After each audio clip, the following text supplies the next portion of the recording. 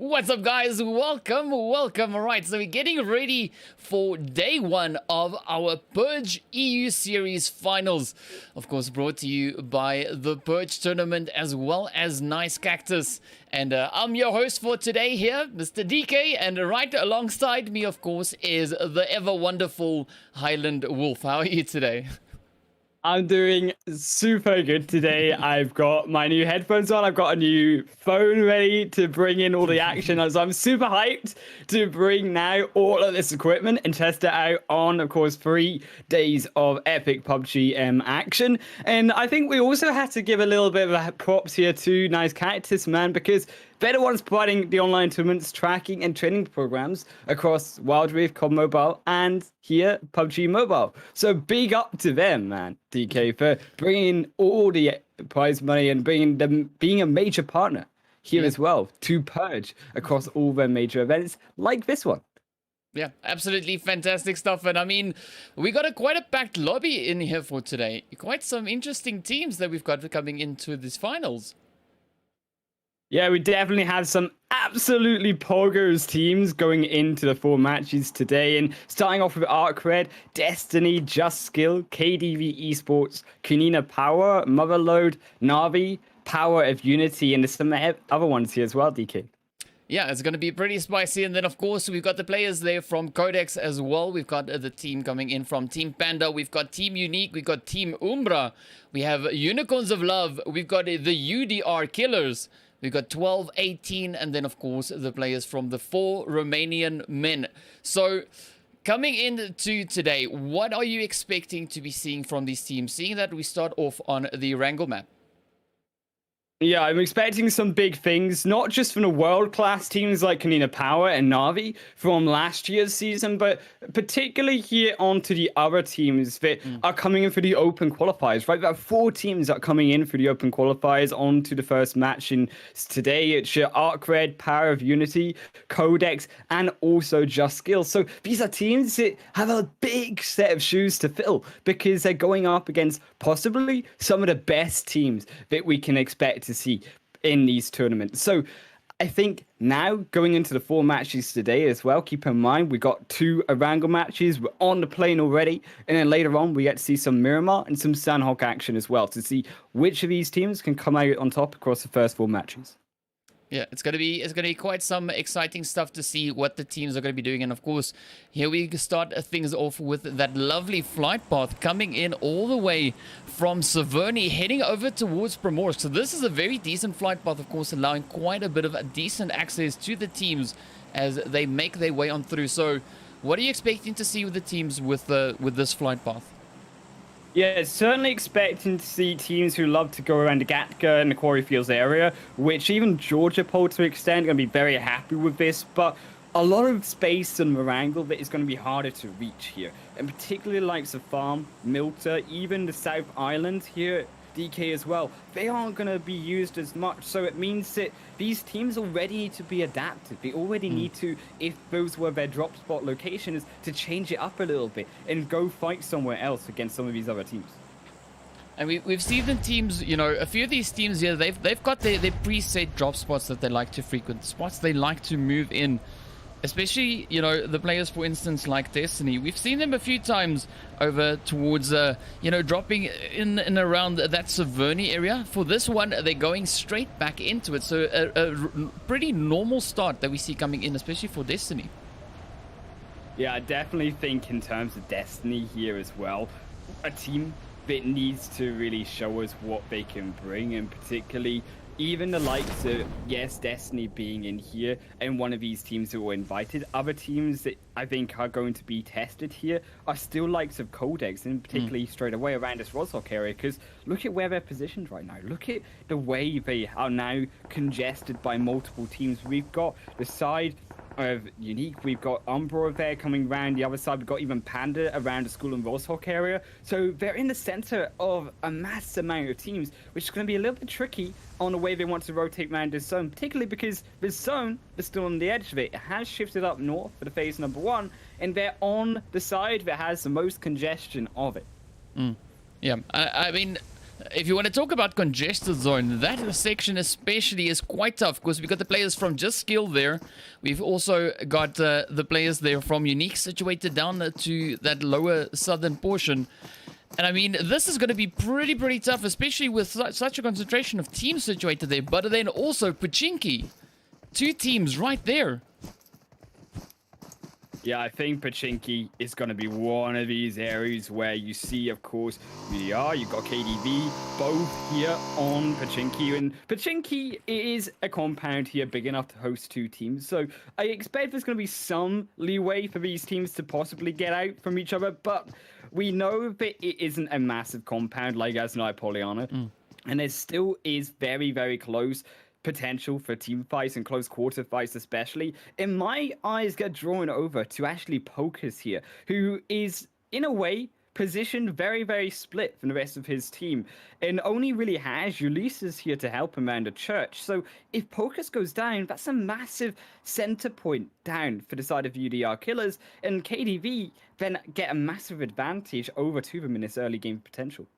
Yeah, and KDV is looking fairly decent. They've got a slight bit of a 2-2 split. You got 2 players sitting on that western side, the 2 others sitting over towards the eastern side, with a few grenades now getting sent on in there from UDR. So what are you expecting to see from the KDV team? Yeah, I think the KDV here, I like the way that they're positioning here. They're actually sending Trollker and Voss Station over behind Pocus to actually sandwich Pocus out and move Pocus across over closer to the rest of his team.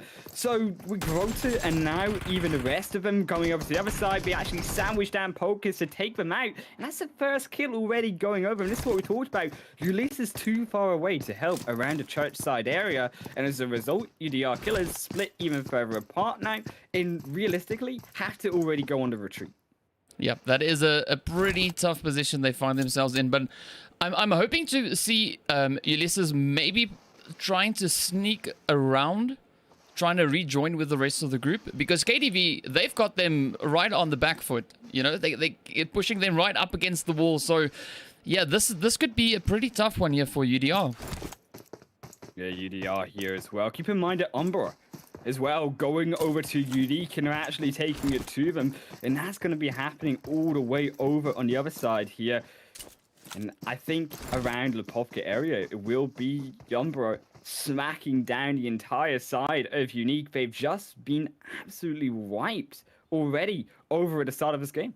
I mean, this is a pretty spicy way to get the match underway. I mean, we're only 5 minutes in, and we've already seen one team getting sent back into the lobby. And now we still have UDR and the players from KDV battling out over into towards Pachinki. But looking at the rest of the map, it is situated up in that northwestern region. Where do you expect the teams that we see situated a little bit further over towards the southeastern region? Where do you expect them to potentially rotate up into? Yeah, I think the southwestern region, I like it in the way that where you see Unity drop, right? Because Unity here, they're controlling the bridge side area. They actually were anticipating originally if that zone goes towards the south end, they get a strong position inside the zone. But because it's the north end zone here starting us off, it's actually going to mean that what we should do potentially is start their road on a long, wide rotation across the coastline of the west side. And they'll actually dodge out not only the fights, and they should notice that many teams won't be around that core area because of the way that plane pad potentially did go and the way that that zone has gone already inside of it. But I also think that the Georgia Pole west side bridge would be the best option for them to get into the zone, because as you move along that coastline, you move up, you're able to get a strong position around a shooting hills here particularly, but KDV as well, they're the ones striking back over in Pachinki. UDR Killers, they need to try to survive, and they need to try find some way to keep themselves in this game because they lose a second player now. Yeah, and they're getting caught once again now, and UDR just continuing to push up with that pressure. I mean, we see Nano and Sebi. Oh, down goes Sebi now in the process. So everything is basically riding in on Nano. And this is a very aggressive start that we see coming in from KDV. So would you expect the UDR team to make it up into the later phases of the game? Or yeah, for sure, UDR Killers, right? They're an aggressive team as well, but the problem with UDR in his first game, KD, was the fact that KDV here were the ones actually controlling Pachinki, and they were the ones here actually splitting apart UDR Killers. So as a result, UDR Killers just never really stood a chance unless they were able to get both Elises and their teammates here to back together into one cohesive team. But the way that KDV sandwiched them, the way that they came together with a 2-2 split was what actually was the downfall for UDR, and it sent them only packing now to Nano, one player, but at least they kept themselves alive. At least more can be said than the likes of Unique, who are already eliminated out the game. Yeah, yeah. And I mean, I'm expecting quite a bit more carnage to come in as we move into those later phases, those later stages in the game, and the teams get forced together. But now we're also seeing the players from the 4 Romanian men. They're starting to move in from that western region of Pachinki. And, I mean, maybe there could be an opportunity for them to get a jump in on KDV. Yeah, I'm not they're quite sure. Here. Potentially for Romanian men, yes, they have the eyesight here, the eye line over the hilltops over to Pachinki. But the problem with for Romanian men here is that they are also in mind on the edge of zone. And they are going to stay on the edge for now. But if that second phase zone goes over towards the north side, it puts a little bit of pressure onto them, because look at the position of every other person on this map right now. They are all centered around the bridge locations in a rotation towards that northern side. So if 4 Romanian men stay down on the south end, not only do they contest around the bridge and the rotations to the top end of Erangel, but they also have the risk of being caught out by the rest of these teams who are also on the south end and will also be looking for those spots, and they might find themselves sandwiched, considering that they'll probably arrive here faster than teams like Unity or teams like Arc still to rotate in. Yeah.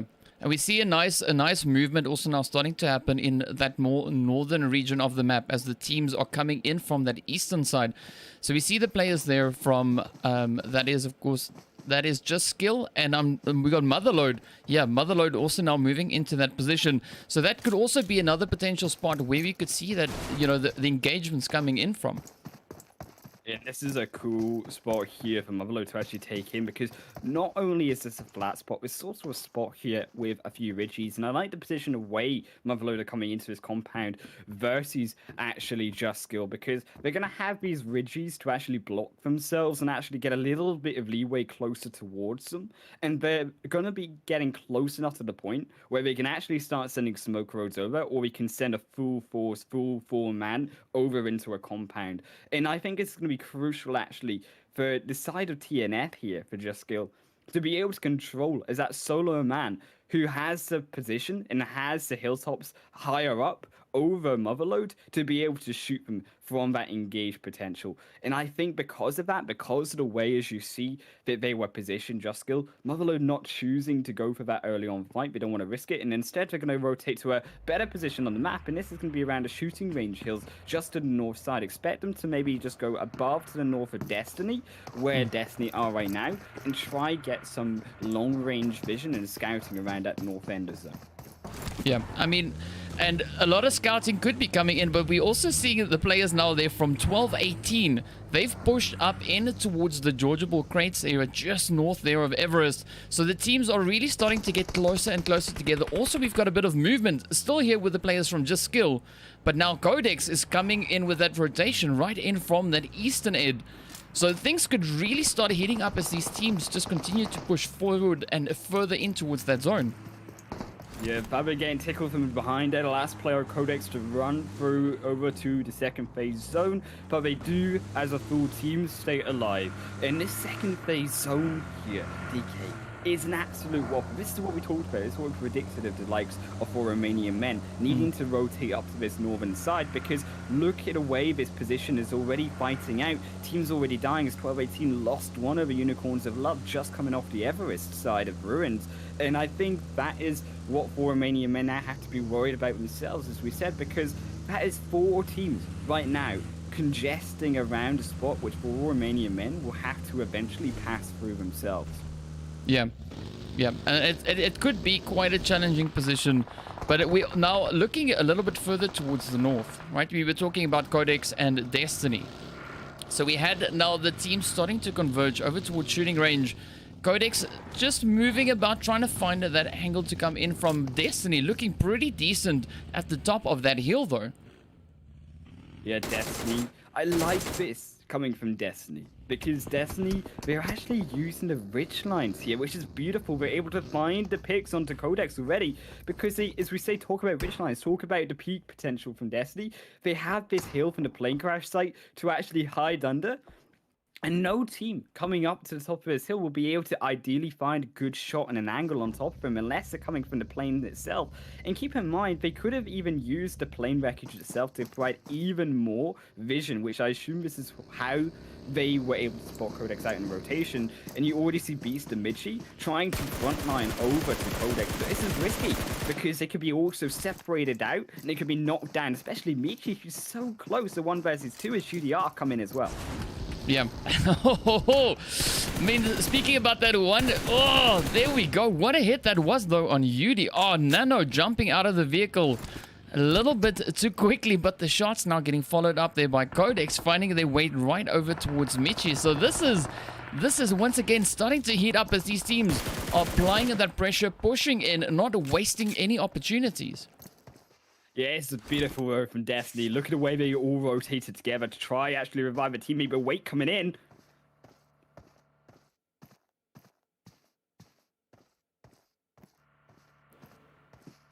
Ooh. Let's see. Oh, a lot of dancing now just around the vehicle. So wait now pushing up pretty aggressively over on towards Destiny. Oh, finding a quick few shots in towards them, but gets knocked out in the process. The vehicle just exploding in his face.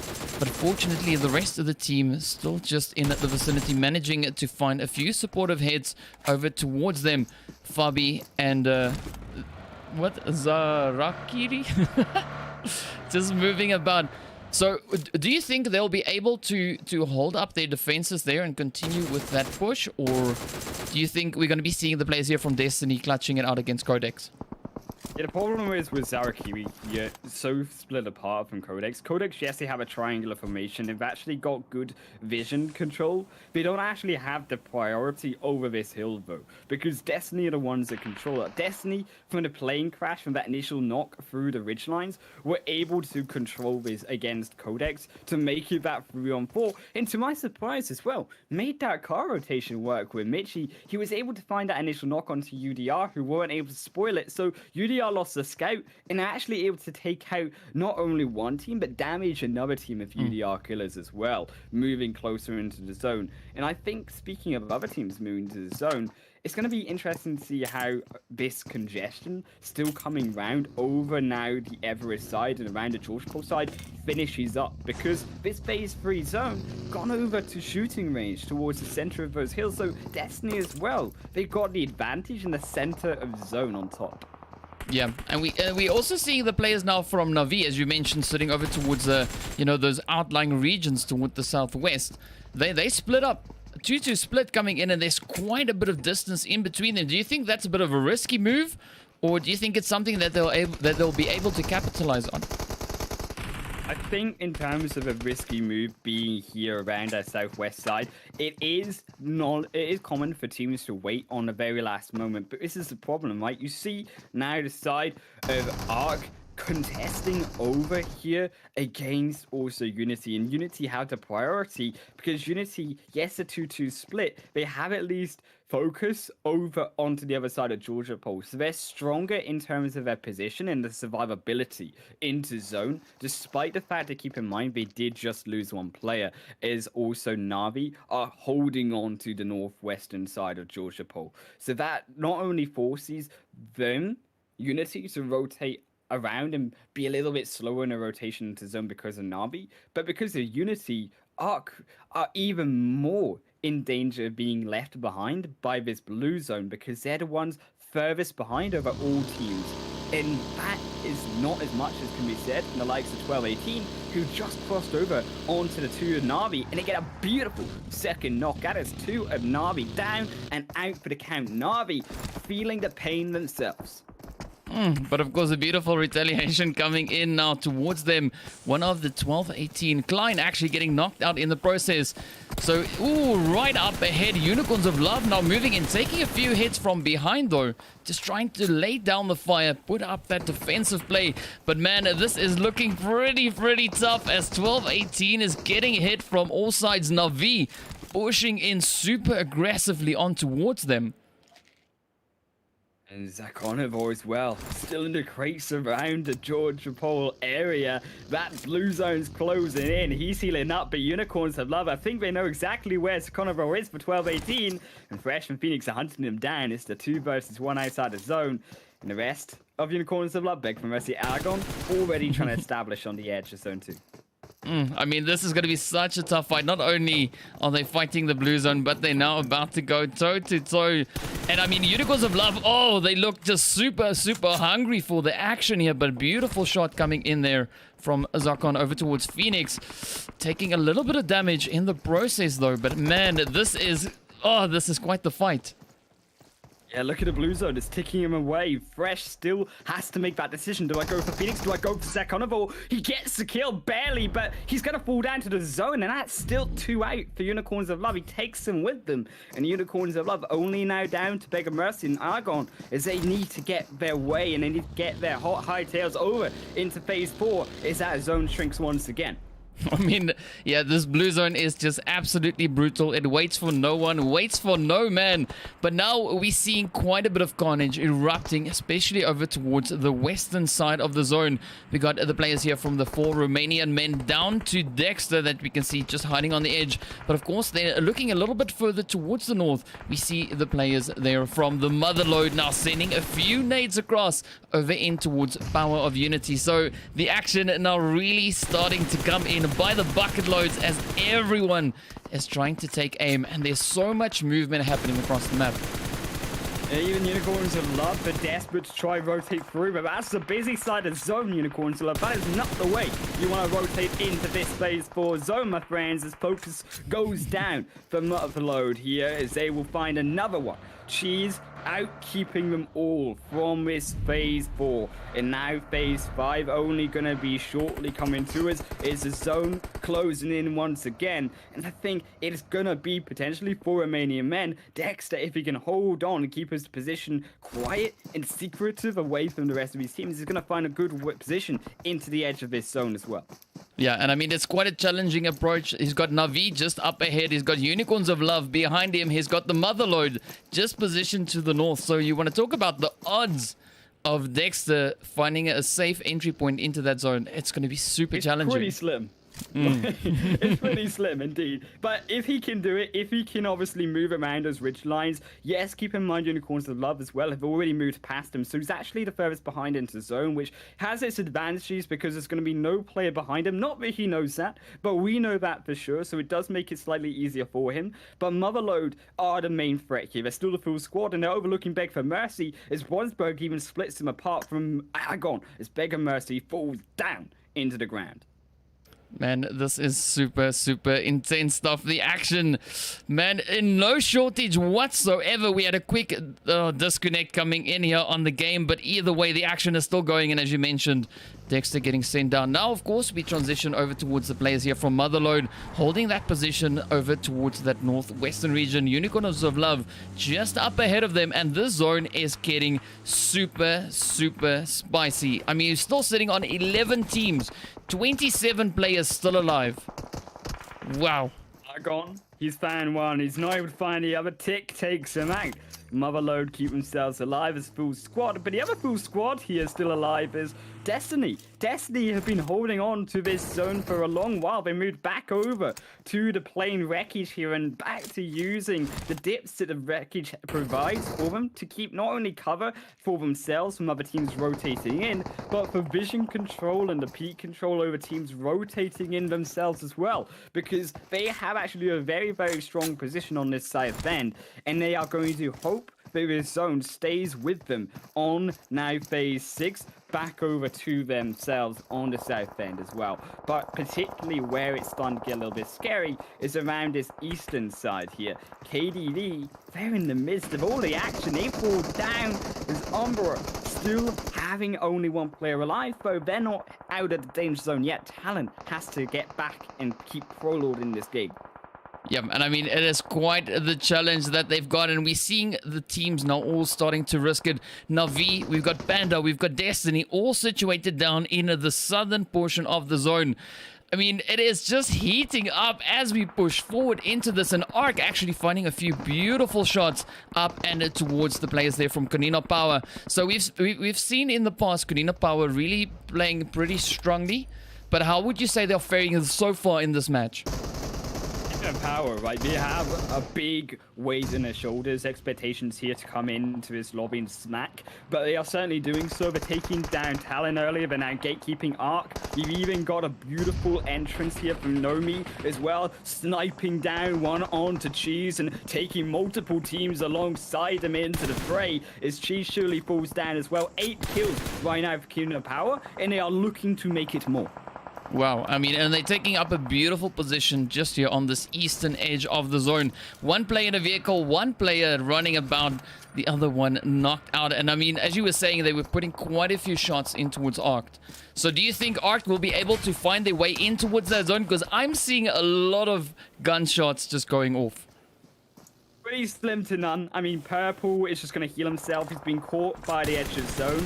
So it's going to be very, very difficult for him to rotate in. And I think also difficult for Destiny, who are fighting a long while against the solo of Old Boss here, who was able to find that knock onto Beast and slow Destiny's rotation into zone, which halts them in their tracks from being able to survive inside a phase 6 zone in particular.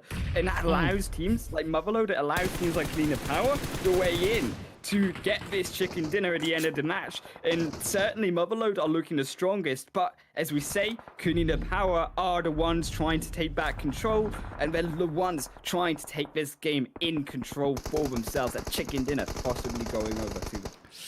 Oh, but we are seeing some insane shots now coming in from Old Boss. Oh, down he goes, succumbing to the blue zone. But man, yeah, just look at the zone. We've got Motherlode situated over on the west. We've got Konina Power over towards the east. We've got the players from Destiny situated in the south. And Art now just trying to make their way on in towards zone. Purple trying to outrun the damage coming in from the blue zone. But unfortunately not being able to pull off that maneuver. But now Destiny starting to take aim towards the Motherlode. Of course, Destiny is only down to one remaining player. Yeah, but keep in mind, it's actually Motherlode though in control of this zone, because Konina Power, they're not actually in the zone yet. DK, they're still needing to move a little bit closer in. And Motherlode, they got the smokes, they got the tree line here to protect them. So actually, they have a good advantage going inside the zone here. But Konina Power, they also have the advantage of being on the lower ground. So if it comes to who fires first, Konina Power win that every time. And Motherlode are for sure knowing this. And you see, does 2 go down? Goodbye, 6 and Bonsberg. Man, yeah, it is such a tough one. Cheese and Teak now left to try and get their wounded players back up. But Konina Power still just holding on that edge. We had the knock coming through over towards one of the players. Now we see the rest of the squad trying to move on up. Just holding that position right on the edge of zone. Blue zone now starting to push forward. Destiny trying to make a run in towards zone. Teak just finding some squeaky clean shots rather in towards Destiny, sending them back into the lobby. But the Motherlode now feeling the pressure as Konina Power is capitalizing on their position, the element of surprise that they have working in their favor. The blue zone still just pushing forward. We've got Cheese and Side just trying to inch their way on up. Oh, the hits coming in. Cheese now just right here behind the vehicle, trying to get a quick sneaky shot in. Konina Power just with the hits, and it could potentially be a 1v1. It is. 6 is a sliver of health, though, and that is the end of the curtain call for them here, as it will be Konina Power, Motherlode here, excuse me, who take control of it, and it will be 6 here who takes the clutch of 1 HP. He's able to find the absolute hoggers chicken dinner for himself, and props to him for Konina Power, who had those 3 knocks. He's able to keep his team alive, and as we say, they take the chicken dinner with not only those chicken dinner points, but also a beautiful 9 kills going over their way. And Konina Power, although they also had 9 kills, they have to settle for that second place. I mean, what a tough, challenging, trying match that has been. We've just been seeing some insane shots, some insane plays, and of course that zone also not really helping things much, you know, being a little bit on the tough side. So yeah, this was a pretty spicy match, and you know, Destiny coming into 3rd place, finishing off their play with 4 kills. That's fairly decent. I mean, if we look at the rest of the leaderboard on the side, it was pretty tough playing all the way through up into those late phases. Yeah, I think that going into these late phases, that definitely Konina Power were playing the game right. They sent Nomi first over into the zone, as well as gatekeeping the 2 members of Konina Power behind the zone. So they actually were not only getting control and getting position in the future of the game, but they were making sure the rest of the teams in the past behind them were staying there, and they weren't making a statement for themselves going into the next few minutes. So that's the way that Konina Power played the game right, and that's what allowed them over the rest of these teams going later into the final moments. That was the reason why they were able to survive to 2nd place. It was a beautiful double knock coming from them. And I like that they capitalize on that. They throw the smokes, they throw the grenades over to not only blind the vision, but actually then throw the grenades after to make sure that they don't know that explosives are coming into their face. And that's what gets you the 3 knocks. But 6 came up clutch. And 6 did what he had to do and came through with that chicken in as we save them up. Yeah, that was just an absolutely phenomenal play across the board. I mean, looking at the kill counts that we've got there, as you mentioned, Motherlode finishing off their play, coming in with 9 kills alongside that chicken dinner. Konina Power also finishing with 9 kills, but in 2nd place. Then we had Destiny, as I mentioned, also in 3rd place on 4 kills. We had Art finishing up in 4th place, coming in with 2 kills. We had the players then, of course, from the Just Skill team coming in 5th place, only managing that 1 kill. Then we get over towards Navi, coming in with 10 kills in 6th place. I mean, that is, I'm not going to argue, that is a fairly decent kill count to get. Yeah, Navi were doing well with the kill counts, but not able to find the position inside the zone. Destiny kept them out long enough, and Unique there take 7 with, unfortunately, 0 kills. Panda take up 8 with 1. 9th goes over to Umbra with 6 kills as well. The 10th will go to KDV with also 5 kills. Unicorns of Love in 11th with 1. 4 Romanian Men in 12th with 1. Unity take up 13th with 1 kill as well. 12-18 in 4th with 3. Qodex in 15th with nothing, unfortunately, and also UDR, no kills, bringing up the rear. Yeah, I mean, that was, yeah, that was a really spicy match. And what are you expecting to see in the next one? Next up, we're heading right back in again towards Erangel. So are you expecting a repeat of this match? Or do you think it's going to have a bit of a different outcome?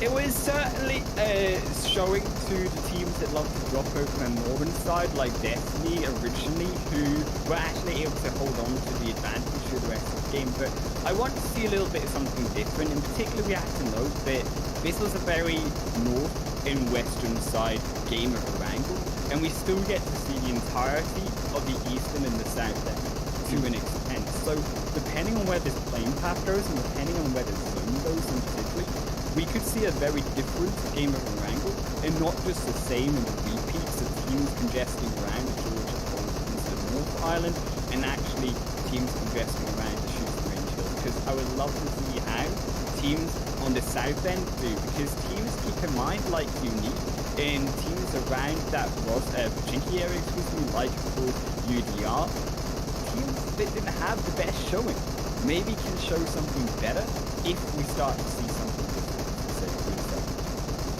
Well, we'll be finding out as soon as we get into the next log. And of course, speaking of which, we're going to be jumping into a quick break, and we'll see you guys back in a short few minutes. So stay tuned and don't go anywhere. We'll be back with our second match in a short few minutes.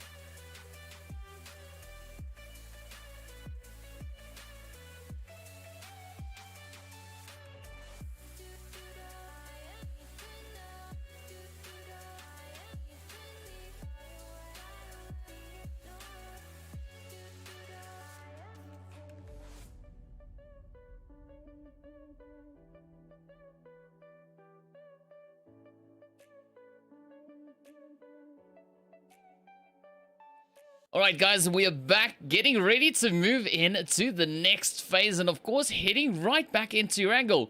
So pretty spicy gameplay coming into that first match, and of course, we've got our overall leaderboard so far after the first game. So as you can see, Motherlode coming in with a chicken dinner, sitting on, well, 24 points in total so far. Yeah, 15 participation points here in terms of the chicken dinner going over to them, as well as those 9 kills. Makes it super good for them in terms of their standing here, because they were able to pick up the kills alongside the points, which is why they're in the first position. But as well, I think in terms of Navi and Destiny and Arc Red here, just slightly below, these are teams that didn't necessarily get to the top of the standings, but because teams like Navi were able to pick up the points, even in terms of kills, although they didn't pick up the game points, they only picked up 4, they were able to bring themselves into that third position because they were so aggressive in the way that they gatekeep teams out of those zones. Yeah, so at the end of the day, definitely does it does quite pay off to be aggressive. I mean, Navi being pretty indicative of that. So yeah, hopefully we'll see a bit of a change up, like you said. You know, hopefully we see things being a little bit different as we move into this match. And of course, speaking of which, we're on the flight path, so I think it would be ideal if we jump on over and see, you know, what we have in terms of flight path.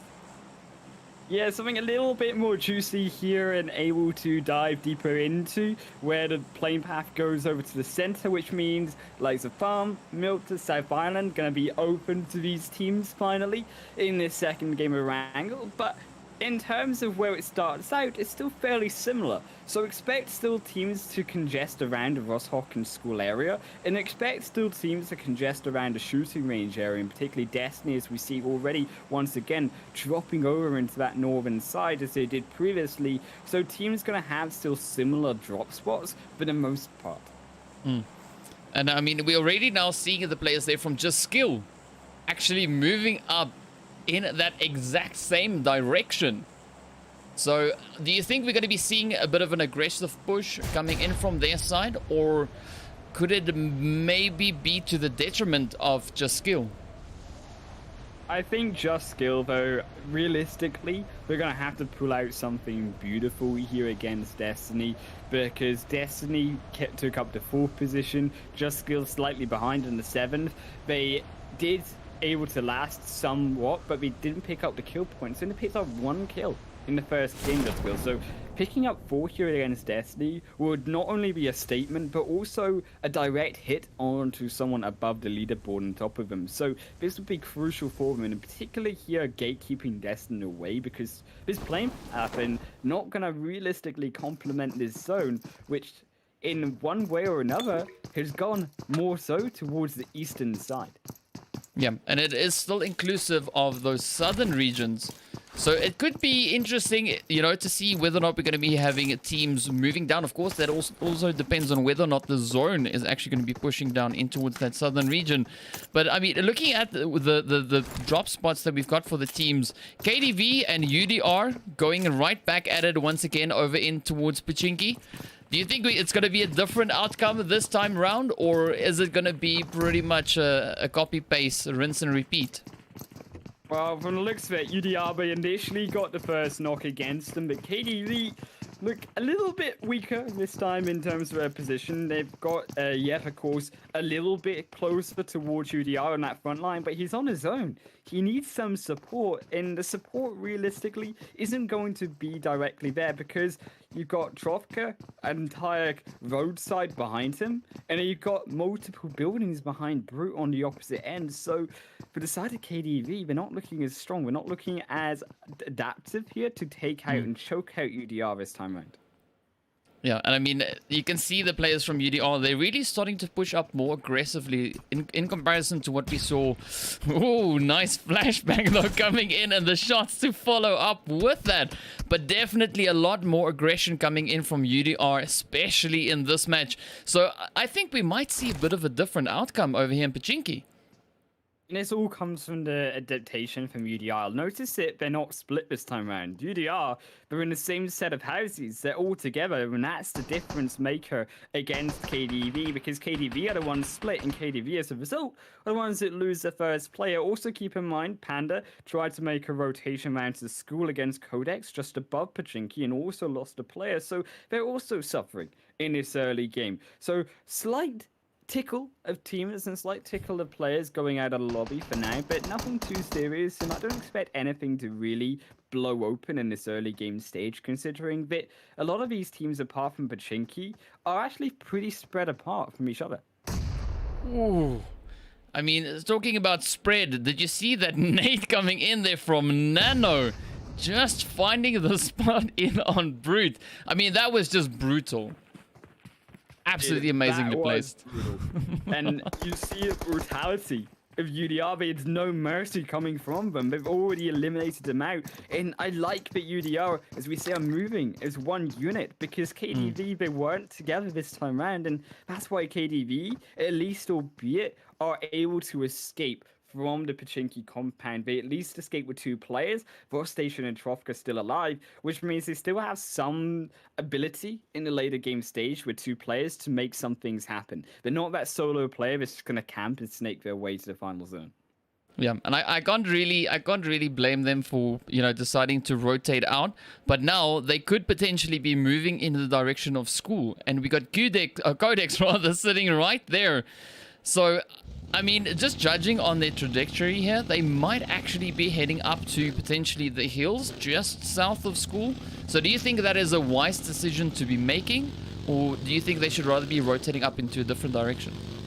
Yeah, I think this is definitely a wise decision to make because you don't want to go too far in one way to the zone because, of course, you don't know exactly where the rest of these teams are, and you still know that 16 teams are alive.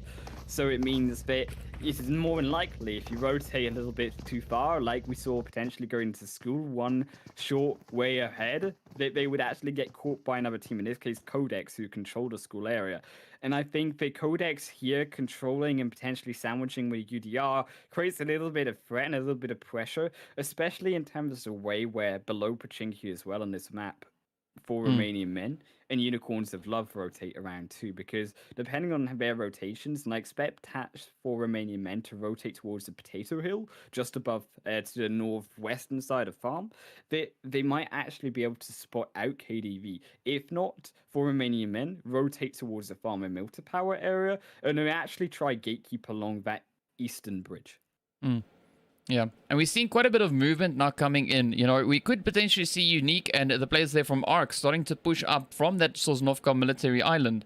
Unity also sitting all the way down in the south. That is quite an interesting position to see them in.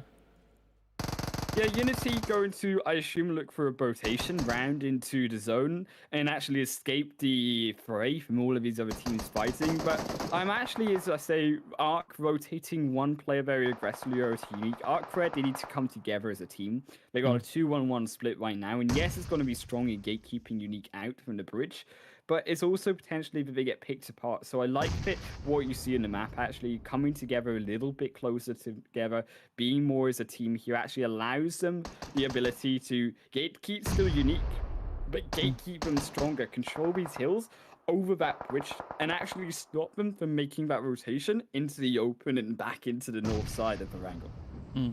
Yeah. Yeah, so we'll see, of course, how that rotation comes in as the teams, you know, eventually get over towards that. But I mean, in the meantime, Qodex, they've now started to rotate out from the apartments and school, and they're now applying that pressure over towards KDV. And I mean, so far they've been able to cause quite a bit of damage to KDV. Yeah, KDV heroes, keep in mind, already 2 players down. Have to make this 2 versus 4 happen, 2 apiece for KDV to go up against Qodex, but they are certainly not fall easy. And KDV see them already potentially making that smoke road up towards the top of the hill to provide a little bit more pressure. Actually, maybe have Vostation rotate to the tree just ahead of that smoke and provide actually a look down on top of the hill and provide a high ground vision advantage over Qodex. But you see, it's already the caught Vostation and he's eliminated out of the game and puts now a lot of pressure on Trofka and expect him to come in. Ooh, and I mean, definitely the pressure does come in as Fowler finds those last few finishing shots, but they're not out of the woods now.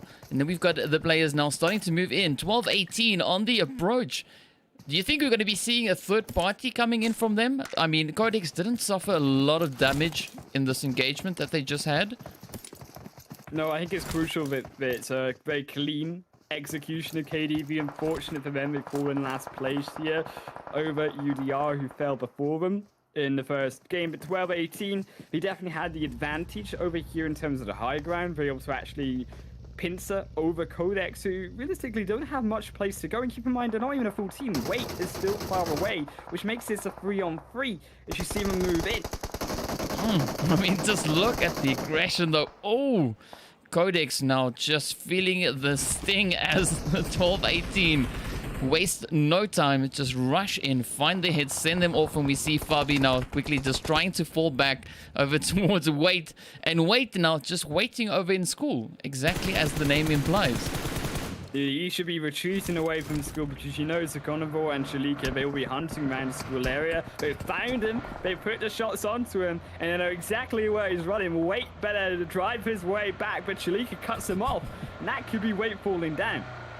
Oh man, oh, some beautiful hits coming over towards Wait, and just managing to put some hard cover between him and the players there from 12-18 with that relentless aggression. But what a jump! Wow, Wait showing off with some let's call it parkour moves, some vehicle parkour moves. Always quite interesting to see that. But now having a look at the map, we're seeing the teams starting to move in, especially from that eastern side as well as the south. A lot of movement coming in from the Sosnovka military island as the teams are pushing in. Where do you expect to see the teams like Unity and Unique, even Arced? Where do you expect to see them rotate up into? Okay, so we saw Unity in the first game. They rotated through this bridge side. They actually rotated along as we expected around the George Pole area, but got caught out, weren't able to regress to the North Island. And this time around, what I want them to actually do is focus along this coastal line. Look at this coastal line in terms of its ability here to actually provide not only cover with the compounds alongside it, but actually they're able to follow it through towards the center of the zone. It seems like Arc and Unicorns of Love maybe rotate closer into the center. They take a slow rotation in, but they actually are going to catch out Beg for Mercy. Look at Unity, who found a solo pick and a slow rotation.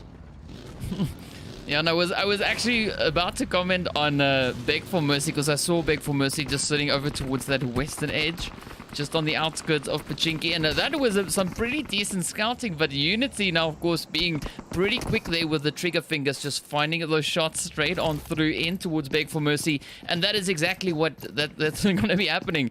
Beg for Mercy is going to, you know, well, do exactly that.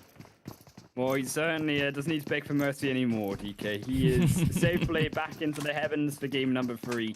As it will be around Potato Hill. We talked about a strong position of Potato Hill being towards actually the center of his zone. 12-18, they moved their way across towards it. And I think that actually they hold a strong position in zone here for not only looking over teams like Umbra, looking over teams like Arc as they rotate around into the center of the zone as well, but they're going to have advantage in the high ground and the dips, even Zakonov on the low ground to catch out long flank rotations and actually maybe take out Unicorns of Love, a weakened Unicorns of Love, who we just saw beg for mercy fall down. And Unicorns of Love need to make their way through potentially 12-18 based on their position in zone. Yeah, and it could be interesting, and unfortunately for Unicorns of Love, they have that drop right there alongside them, so it'd be interesting to see whether or not they're going to risk it and try and maybe get into the loot if they haven't done so already. But also in the kill feed, we're having a bit of action coming in now with Motherlode finding a quick few sneaky shots in towards the teams in the surrounding area. You see Panda also taking up that position just north of 12-18. Yeah, Konina Power striking again over Motherlode. Motherlode not in an easy position here. They're in the center of all of the teams, and being the center of chaos is not where you want to be here in only phase 2, because you can bet there is a lot of eyes beating down on top of them. And Motherlode here are looking pretty damn scared, as they for sure need to find a better position against all of these squads around them.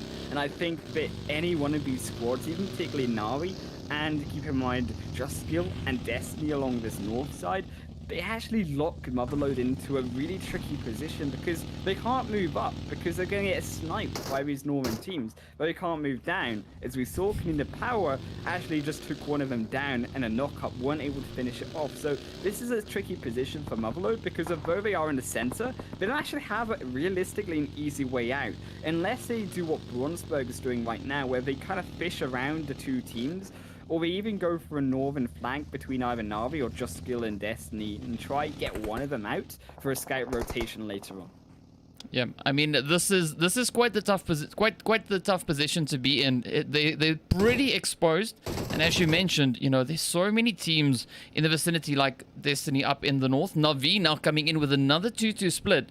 sending 2 up to just go out and gather a little bit of information. But we see Motherlode now. There's a lot of movement, a lot of uncertainty, it seems almost.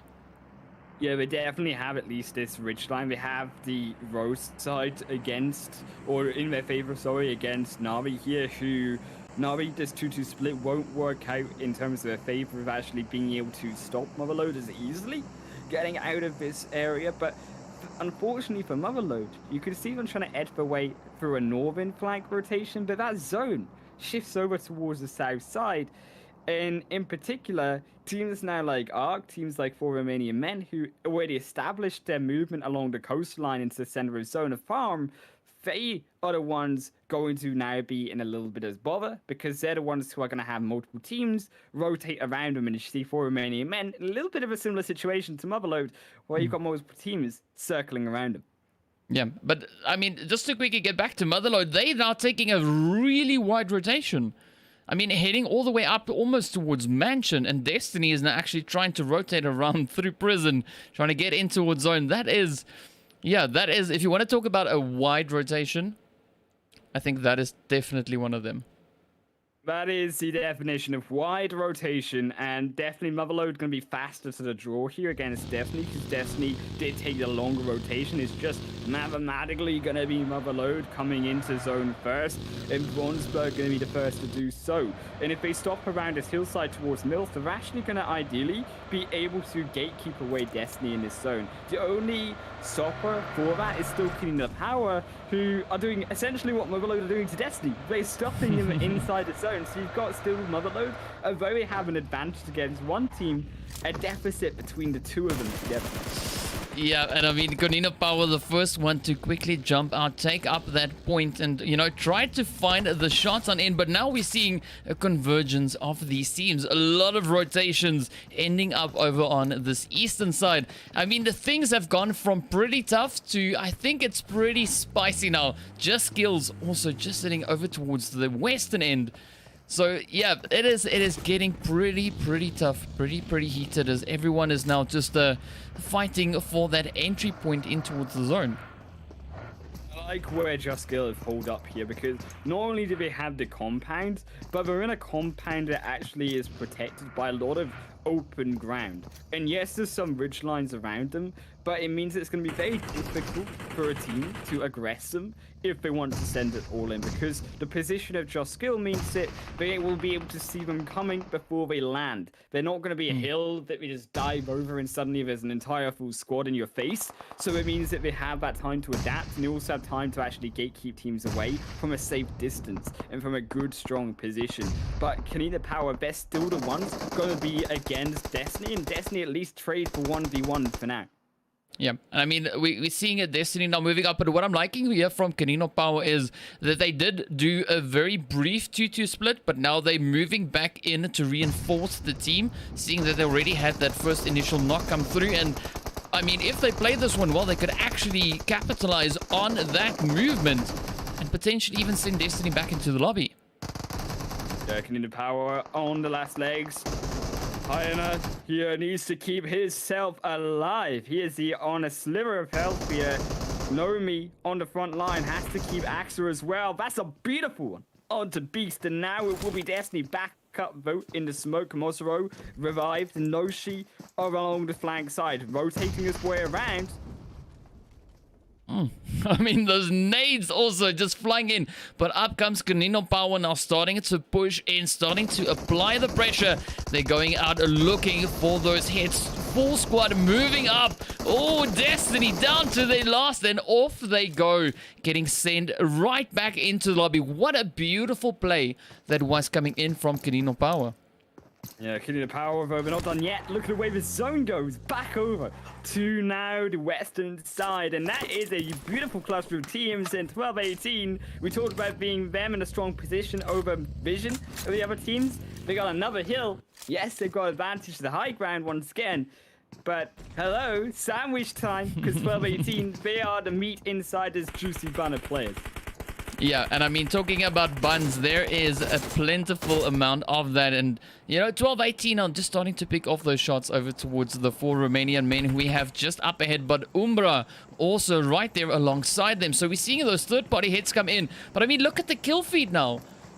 Motherlode finding some grenades over towards the Arc team. So things are really heating up. Just look at the spread on this match. Yeah, Arc here, they've gone around to the south end. They tried to find a position through. In Arc here are now, as a result of being 1-for-1 with Split, get caught out. They get solo picked away by Motherlode also coming in. And that's a deficit here of being around Split here into the later side zones, because you actually get more coverage, but you're more likely to actually be eliminated by being so split. So a team actually like Navi, who has stayed together as a 2-on-1, who actually have a closer knit triangle position over to the north side. Yes, they're close to another team, but this time around Unity, but they actually have the advantage in terms of being actually a stronger position and vision and still being able to keep alive. But still the kills on the other side for Romanian men going up. And Konina Power was trying to rush into the compound, but for the 4 Russian men, Romanian, I'm reading this completely wrong today, but here they are putting up a beautiful defensive play against Konina Power, finding the last few hits and sending them right back into the lobby. I mean, but this is what I love about Battle Royales, is things always go completely different to how you expect them to go. Okay, suddenly, like, Konina Power, they're like, yeah, we're in a strong position against Motherlode. And suddenly Motherlode's, hello, they're still alive, and Konina Power are not alive. And Konina Power are very much dead against 4 Romanian men, and everyone's gatekeeped. So actually, Motherlode, who came from a center tight-knit position, have got down to that south end. They got to a safer-ish position. Not safe anymore, because look at how far away. They're realistically most far away, and actually being gatekeeped by still 4 Romanian men and Arc Red, which is still a little bit above for them, because Motherlode, they've got no real way, because they actually have to cross this road, and because of its openness that they've got to cross, that's what actually Arc Red and the rest of 4 Romanian men are taking advantage of. Yeah, and we're seeing quite a few hits coming in. I mean, this is one of the toughest rotations I've seen. Well, the lines out back into that zone. I mean, Bronsberg and Teak, that is quite the challenge they've got up ahead of them.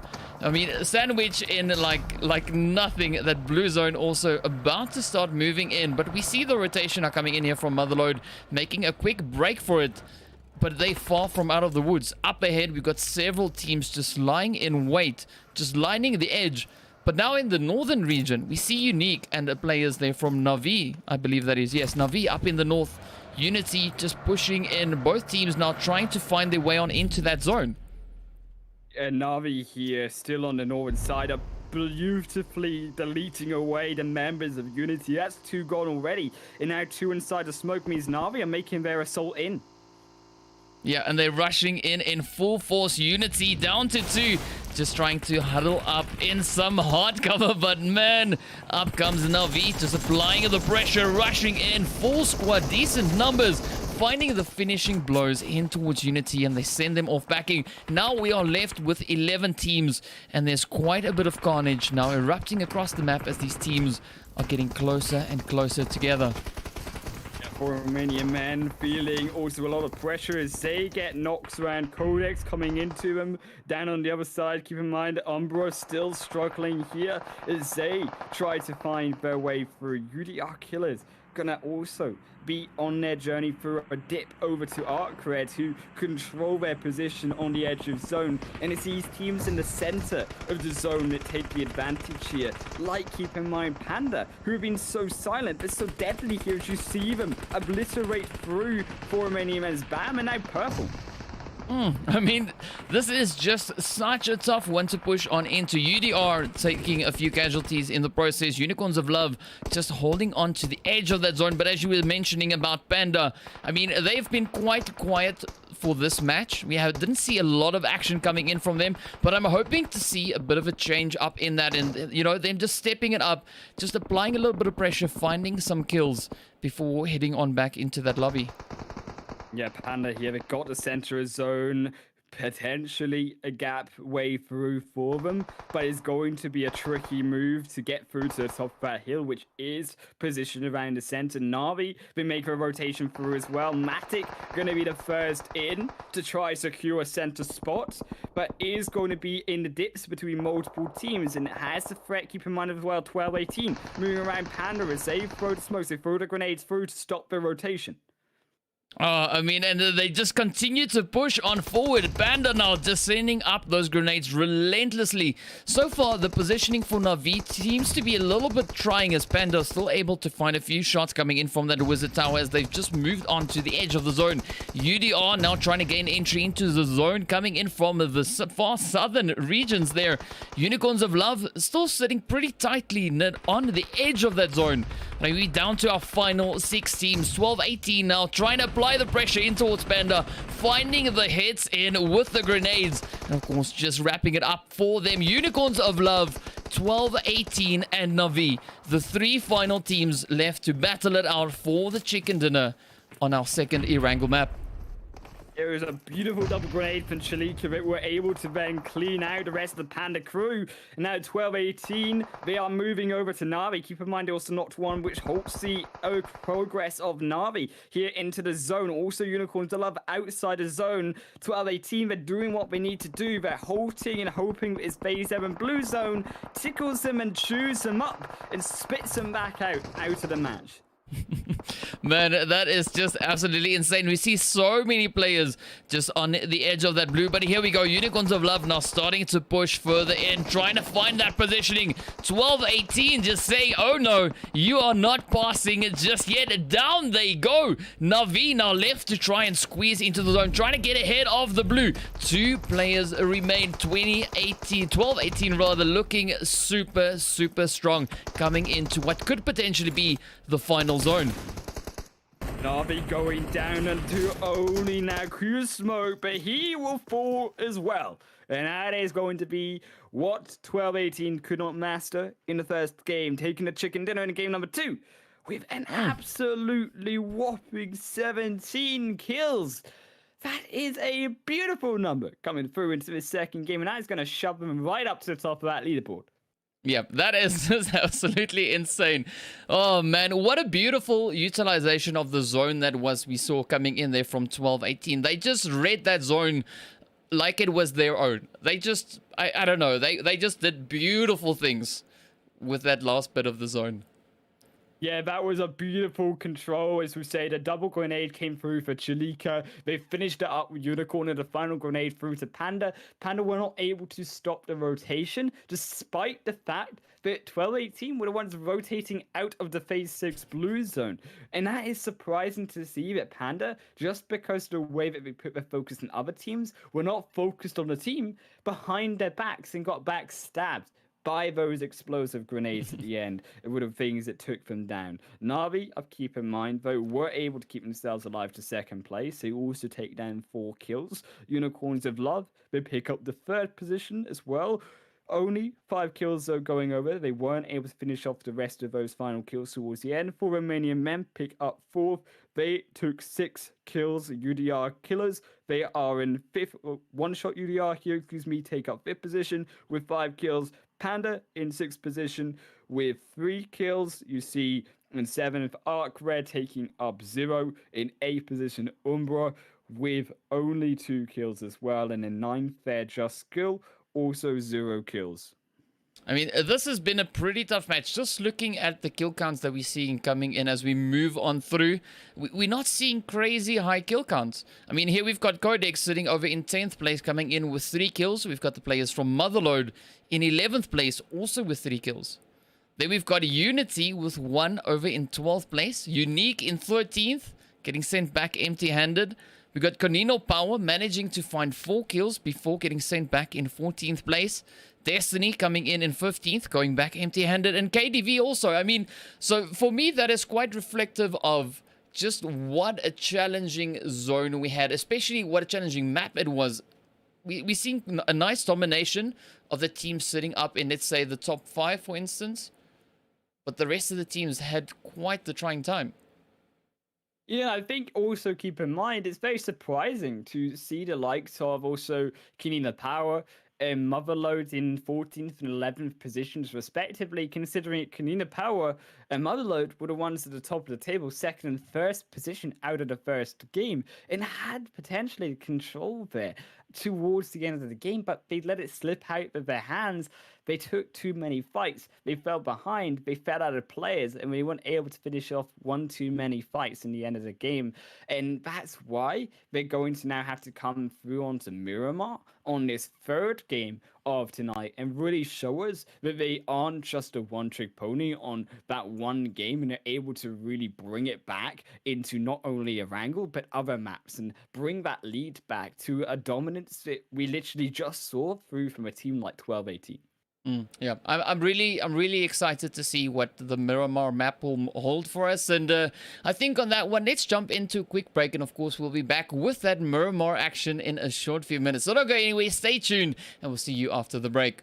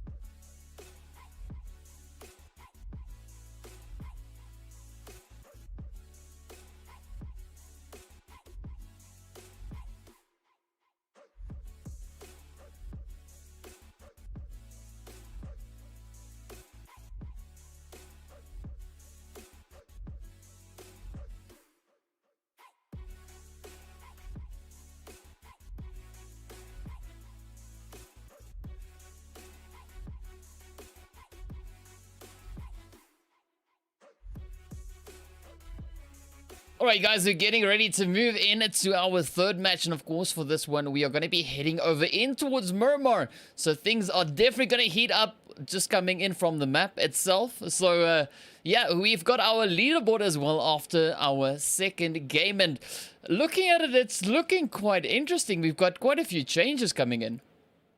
Yeah, definitely a few changes here. Most notably, 12-18 coming from 9th position all the way to number 1. They started off with just 3 points there in first game. Now in 33, they literally gained 15 kill points in that first game. And then also the chicken dinner, bringing them up to now as we see that number 1 spot. And yes, they're doing great, and so are Navi as well, holding on to the end. But the concern as well on the other end of that leaderboard, the other spectrum here of it, is Team Unique got 2 points in game 1. They gained nothing in that second game, which threw them down to the bottom of the leaderboard. And a lot of these other teams like Power, Unity, Qodex, KDV, who even after a slightly better result from the first game, still only in 13th position with 5 kill points, 1 placement point, a mere 1 placement point. These teams need to have a better understanding of how to get to the later game stage of the zones, because that is what's holding them back, and that's what's stopping them from getting these points in both placements and kills later on. Yeah, and well, speaking of the later games and how the teams will be able to potentially make their way on into that, they've got another try to get at it, and of course we're going to be moving in towards that map, and things are definitely getting pretty interesting. We can see the flight path already, just coming in there, heading in from that south, or rather northwestern side, heading straight on over in towards the very centralized portion just there east of Los Higos. So what are you expecting to see coming in with a flight path like this? Certainly, I'll tell you what I wasn't expecting, and that is Qodex dropping all the way over into that ruins area in the north side. So Qodex going to be right on the edge of Miramar, and that is either going to be amazing or the end of the line for them, depending on where this zone goes. Just don't want to hope for that as the zone going over to Los Leones and Puerto Priso. That would be very sad for them. But more so, I expect teams, as we already see, dropping over the San Martin area, around the Picado area particularly, because the center hill of Picado Hills particularly, and the plateau of also San Martin, that is so crucial, and where these teams want to really focus their vision and also control over the later stage of this game. And that is, as we say, not a zone that Set of Qodex we're looking for. That's the southern zone. Yeah, that is a very southern zone, and well, we see quite a few teams already situated within the zone, but of course a few still sitting on the outskirts in those outlying regions up towards the north. But in the early part of the game, we see the players from Just Skill and Unicorns of Love already now starting that fight, as we see them dropping close together up in Chumacera. Yeah, Chumacera going to be hot contested position here for many teams, and particularly not over that, but Konina Power. Keep in mind around the hills, but directly in the compound, as we say, just fighting it out around Unicorns of Love. And look at the position of Just Skill, though. They are at a slight disadvantage here. Yes, they start first over Unicorns of Love, but Ailey is not in a good position around Unicorns of Love here. Very vulnerable with Phoenix, even Agon rotating through, and it's actually very vital that TNF is also able to support here to round actually flank for Haley, because if Ailey gets knocked, that is going to be a front line of Just Skill gone. And talking about front line, back line, there goes the side of Fantasia. That is one already down for Just Skill. Yeah, and I mean, I'm not surprised that Ailey just got knocked out in that one. Coming in, sitting on a very low health count. I'm not surprised at all, So Unicorns of Love really just managing to find their way on in, find those hits, and get the knock going. Now we are left with Nabarus and TNF now just left to try and fend for themselves. And you can already see them starting to move a little bit further away over towards the east, and possibly even the southeastern side. Yeah, and that just comes off the fact that Unicorns of Love, even though they were on the back front for the side of start fight, they actually were able to bring it back because they stayed together as a team. And like we saw in the Erangel match, keep in mind earlier on, as TNF also gets knocked, TNF also going to be dragged out of the game alongside their teammates. Means it's down to one player. Unfortunately, Navi is going to be the solo here to keep himself carrying through just skills, teams, and placement points in his third match. But as you say, Unicorns of Love, they stuck together in like KDV in match 1, like UDR Killers in game number 2 of Erangel. That holds up in dividends for them, and they're able to find those early game kills. Yeah, no, really pays off, and you can see them already starting to move up, like they're searching for Nabarus, looking for that. They got a gist of the general direction in which we saw that rotation now coming in, you know, just trying to evade the damage and, you know, the potential of getting sent back rather into the lobby. But I'm curious to see whether or not Unicorns of Love are going to continue with that search and try to find them, or if they'll, you know, abandon that approach and maybe try a bit of a different way around. But we also now see the players here from Konina Power, one of the scouts, taking a bit of a risky move, moving up right on towards UDR. Yeah, UDR here as well. Moving closer, ever so closer in, but Ulysses was able to stake them down. But keep in mind, UDR also lost one. They've lost Sebi here as well, which means actually as a result, it's just going to be a realistically 1-for-1 trade between Konina Power and one-shot UDR. So as well, Ulysses moving in closer means that they might lose two, because although he's a scout, although he's going to get vision, if Ulysses isn't careful, he's going to find himself very, very quickly out of the game. Yeah. Now, do you think that is an essential player that they just lost in that in that exchange there, or do you think they'll be able to bounce back? You know, even suffering the loss of a player, will they be able to make their way through the rest of the zone? I think it's definitely not going to be the core player in terms of names we know here for UDR, but certainly Ulysses is one of those names that we know to getting high kills. It's going to be, yes, that scout now this time round, of going over to Trumasera to try get those kills on the ball rolling here for one-shot UDR. Keep in mind, Pokers now aren't new to the professional scene, are definitely going to be veterans here coming back through and rotating here, joining up with Ulysses around that hillside. Now, I like the way that UDR did play that is they actually waited on that rotation to Trumasera until Ulysses had confirmed the spot inside of that hilltops, because if UDR starts sending them all in, it means that they actually don't get an easy rotation, maybe through the roadside to the south of Ricardo instead. If that was more open, if they found that actually the hills around Trumasera wasn't a smart idea. So holding off, being patient, grants them that extra bit of safety going through these early stages of the game. Definitely have a strong position, only really the solo of Navarus against them and their route onto the central zone. Yeah. So, yeah, I mean, so far the scouting is really working in their favor. And, you know, as you mentioned, you know, just holding back on the rotation, not rushing, not being too eager to get in just yet. But now, speaking of scouts, right, we see the players from Qodex starting to move on further down in towards what could potentially be the zone, but right up ahead of them we've got Motherlode there. So I think this is going to be where we say goodbye to another scout yet again. Right, Zarakiri. Although we say goodbye, it's not Zarakiri who's wishing his goodbyes right now. It might be Tick from Motherlode here, as he gets knocked down. And although Zarakiri is obviously given his position away, he actually gets a vital entrance for his Qodex into this zone, because look at the blue zone already chewing up some of the members of Qodex. And although it's level 1, it's going to slightly impact their health kits, affect their utility going into the later stage of the game if they can't escape the blue zone, if they're going to be constantly inside of it to get into the later game stage. They're not going to come with the utility in terms of the first aid and the bandages that they really need to survive over some of the other teams who still have a full arsenal in their pockets.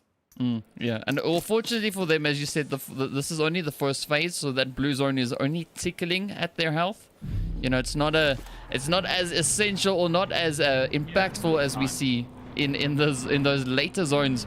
But now, you know, Qodex trying a little bit of a different approach, trying to flank around the players there from Motherlode, as that blue zone, of course, now catches up with them. But just up ahead of them, we see Panda also starting to mobilize themselves, getting ready to push in towards zone. But I mean, things are starting to heat up over in towards Los Leones as well, where we've got the 4 Romanian men and the team from Destiny now moving in from that northeastern region.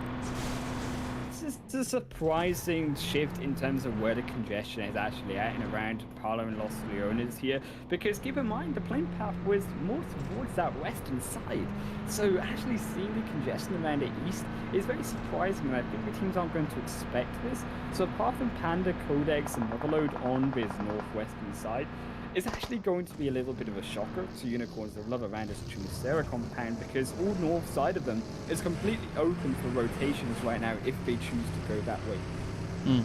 Yeah, and it is quite exposed, and as you mentioned, the congregation of the teams, it is definitely quite something to witness. But are you expecting the zone then to shift up further north, or maybe potentially down further towards the south? Okay, so if it shifts up towards the north side, hallelujah, I think the team's like KDV right. I think that they definitely have a strong position just outside of Los Leones, even keep in mind Arc Red as well, just outside of Los Leones, overlooking the center of that open field, south of Picardo. That's going to be great for them. But towards the south then, I think it's going to be a little bit trickier if the zone shifts over that way, because there's a lot more congestion potentially for teams rotating down that way. So I think that it will be cleaner initially towards the north end, but we don't have to worry either side, north or south, because it's just going to centralize. And what this actually creates is a very interesting split between the 50 and 50 zone here, because that road straight through the middle means that often these teams are now going to find themselves either you stay on one side or you stay on the other, and later on whichever side this zone goes to favors heavily the teams on that side. And you see a lot of sniping game, a lot of being poked out on rotations for the team that don't have the zone in their favor towards those later marks. Yeah, and I mean, you can definitely see the teams now moving up, choosing a side of the road to go on into. But now quickly jumping up in towards Nabarus, the lone survivor for Just Skills. We've got the players now starting to move on in from the southern side. The UDR now just making their entry in towards the zone. Ulysses now just moving up, trying to scout out a position for the team to move in. But looking a little bit further over towards the eastern side, we see Unique, we see 1218 now starting to take up occupation of those regions. Where do you expect the majority of these teams to try and potentially move into? So they're going to be looking realistically towards the west outskirts of Los Leones, not inside the city, because that's a little bit risky if teams choose to go around you if that zone shifts towards Los Leones. But on the outskirts, it's a lot safer because you have a lot of plains ahead of you, which means you're able to control those open areas, as well as you have the backing of the city behind you to retreat into if need be. So that's why these teams like for Romanian Men are going to hold off and Umbra on the outskirts here. These more veteran teams are going to look to try control those areas. And keep in mind KDV and Arc Red as well, they have strong positions in the hills, but they around them is very open, which puts themselves a little bit of a deficit if they need to rotate away from their current position. They're a little bit more stuck in their options for where to rotate in these next few zones. And I think at least all of those teams can have the advantage over teams on this western side, because this western side is actually blocked, as we say, by a very open space of land. Actually, not the road going vertically, but in the middle, straight down the center of this zone, is actually vertically very, very open. Yeah, no, it definitely is quite open. So, yeah, we're going to be keeping a watchful eye on the teams to see where it is that they choose to rotate on into. But strangely enough, we see Konina Power sitting all the way down in that far southern region. Now just on the approach, trying to gain their entry in towards the zone. But of course, also, as you had mentioned, the players there from Umbra holding up right there in between almost the players there from the 4 Romanian Men. So I think we're going to be seeing quite an interesting phase as we move on over in towards the next one. As that blue zone starts making its way on in, I definitely think things are going to start heating up exponentially, especially now with the addition of Konina Power making their way on in from the south. Yeah, keep in mind we're still 16 teams here alive. Yep. No single team has dropped out of the game, and this is a much more passive game, and this is a game that we like to expect here, especially coming out from the pro side of play. This is what we come to expect of these teams. But initially, I think the concern here in terms of position and control is back over to Arc Red. Look at the way that they are positioned right now, and look at the teams around them. You've got potentially this upset team of Navi, who are going to rotate down even further south to that compound. And the only real stopper against them is this road. So if more teams choose to come around Arc Red and they get distracted, Navi, if they get over that roadside, and they can actually get to that shack and then over to Arc Red themselves, they're actually going to be in a very good position to take them out. But as we see, Arc Red, especially Superman River, are going to be that core player to stop Navi from making that rotation over. Yeah, because Biba's in a really good position to gather quite a bit of information on the Navi team. So, yeah, it's an essential position to be in. But now as the teams are starting to move up, we start to see the shots come in. We saw a quick shot coming in there from Umbra over towards the 4 Romanian men. And, of course, now they're continuing to push. We're seeing Sushi falling off of a height. That's a bit of a rip. I mean, I gotta say, that is a bit of a rip. You know, that it's one of the worst things that could happen if you need the numbers and, you know, you fall off of something. But in the case of the old wobbly knees, you know, for Romanian men, but they pick themselves back up and they will keep themselves alive. Bam's also going to rotate, means that they keep all of themselves together, and they will, of course, without any teams close to them, not be assassinated out for now. I'm also interested to see as well how Destiny choose to rotate out of Los Verdes, because, and around Los Verdes in particular, because we talked about Destiny being in the center, right? And the sad part about being in the center of the city compound is it's very hard to actually see from the rest of these teams are actually coming from. So Destiny actually have to scout a little bit. They need to actually control this city, because yes, they're inside of it. Yes, they got the safety of the city, but they got absolutely no idea where these teams are going to be coming from, and they could very quickly find themselves surrounded, just like we saw teams in that previous game get surrounded. And Destiny needs to make sure that this time around, they're not the victims of that. Yeah. But we're also seeing Noshi here from Destiny moving up into really, I think, advantageous position. You know, up on let's call it the scaffolding. You know, just taking up that beautiful high vantage point. Of course, being able to gather quite a bit of information as the players here from Konina Power now are starting to make their way on through, trying to gain entry and improve their position. They've already suffered casualties.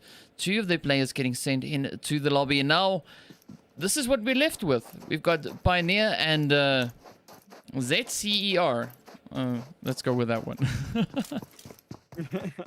It's right, as we see even around the other side as well. Motherlode here taking names onto Unicorns of Love in the outsider zone. So yes, Destiny are going to face slowly up against Konina Power, but on the outskirts, that's where the action is going to be, right? And that's what we see. Motherlode already making their way through, and they're going to have the safety of that rotation through with those knocks. As 6 also is that solo player to actually stay behind, going to look to try fish those kills out. I mean, sending in some beautiful grenades. Now we just wait to see if those grenades actually find the spot. I mean, so far, sadly, they didn't, but that was a beautiful attempt. They took quite a bit of damage out from Unicorns of Love, but nothing too potent just yet. But now we have the team starting to move on in as we see that zone shifting over once again towards that eastern side. Konina Power still holding up against Destiny, looking fairly decent, making most of, well, the most of the position that they find themselves in. But now Panda, Motherlode, and Unicorns of Love trying to squeeze in over from this western side. The shots there from Motherlode over towards Panda. This is quite the interesting front to be looking at, especially with all these teams now just you know, coming in with this great migration. Yeah, but not out of the danger yet, but Panda first meets the hands of UDR. One shot UDR, one shot through first, and now only 2 members of Panda are alive. XT and Yiz holding up in the barn house on the other side. Man, so Yiz, yeah, as you mentioned, but this is what I like about watching these teams, is the way that they are just able to react almost instantaneously. You know, they spot a pixel of movement and they are on it, you know? And it's just amazing to see how these players are just going about these games. And I mean, Panda now getting a little bit of pressure coming in here from Unique as they make their way on in. But so far, it seems like they are pretty good at holding up the defensive line with a few third-party shots now coming in, spread around them as UDR and Unique move on in and sandwich them in a fairly uncomfortable position. Yeah, Unique here. They just came in from the backside, just obliterated not through Panda, but also through UDR. And literally, you saw Frozen 1v2 over onto UDR to keep them out of the equation.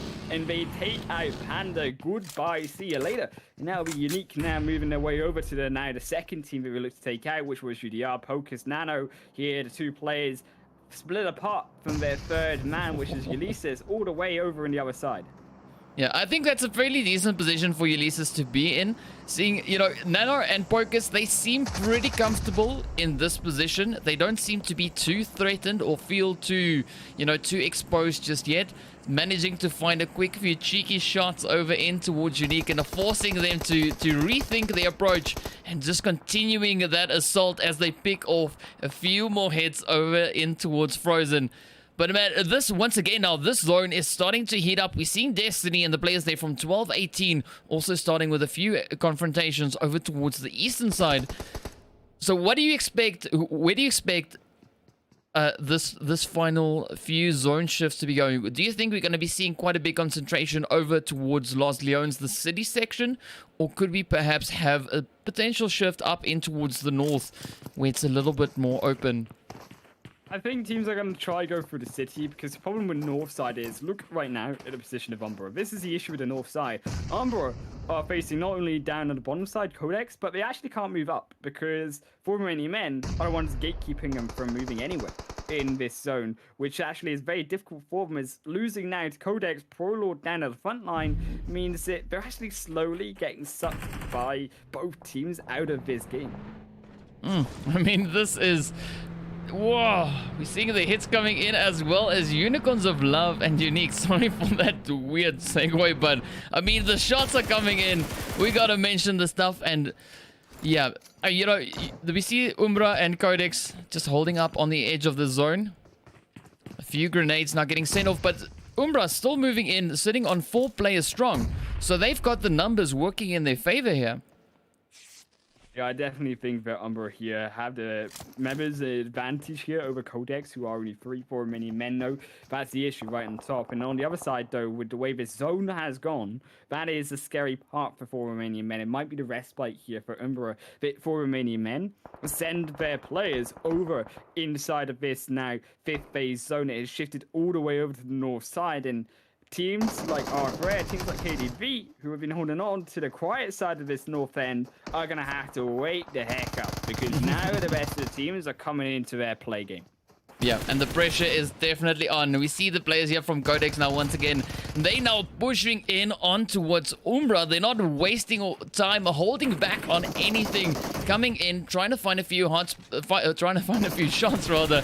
But Qodex getting 2 of their players knocked out. Ooh, Fowler trying to find the last few shots. But Umbra just to show them the way and flicks them right back into that lobby. KDV now, of course, situated over in that northwestern side. But, I mean, Destiny down in the south. We've got Noshi just held up still on that really high ground position. And, of course, the players from Motherlode just down below. Do you think we're going to be seeing the players there from Motherlode being able to find a good entry point into the zone? A good entrance? I think in terms of Motherlode, this is actually the issue of Destiny, right? Being on the top of the high ground and being in terms of control of vision, is Noshi literally cannot get down. He has the entire side of Motherlode around his feet, which means the problem for Noshi is, yes, he has the vision control over his teams and he can potentially snipe down players rotating in, but Motherlode are in control of him. He has nowhere to exit, and as this zone engulfs him, means that there's going to be no him back into the entrance of zone. You see, unfortunately, that zone just on the edge gonna tickle him through, and Noshi going to slowly but surely fall out of this game. There's going to be no support from the rest of his team.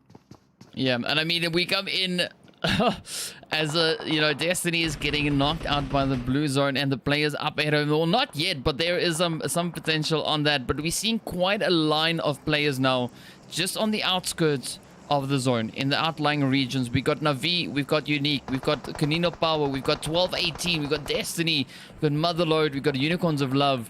Everyone now just fighting for a spot, trying to move in. KDV actually now going head-to-head with the Arc team just over in towards the north there. But I mean, this is where we see the kill feed now really starting to hurt, if we can put it that way.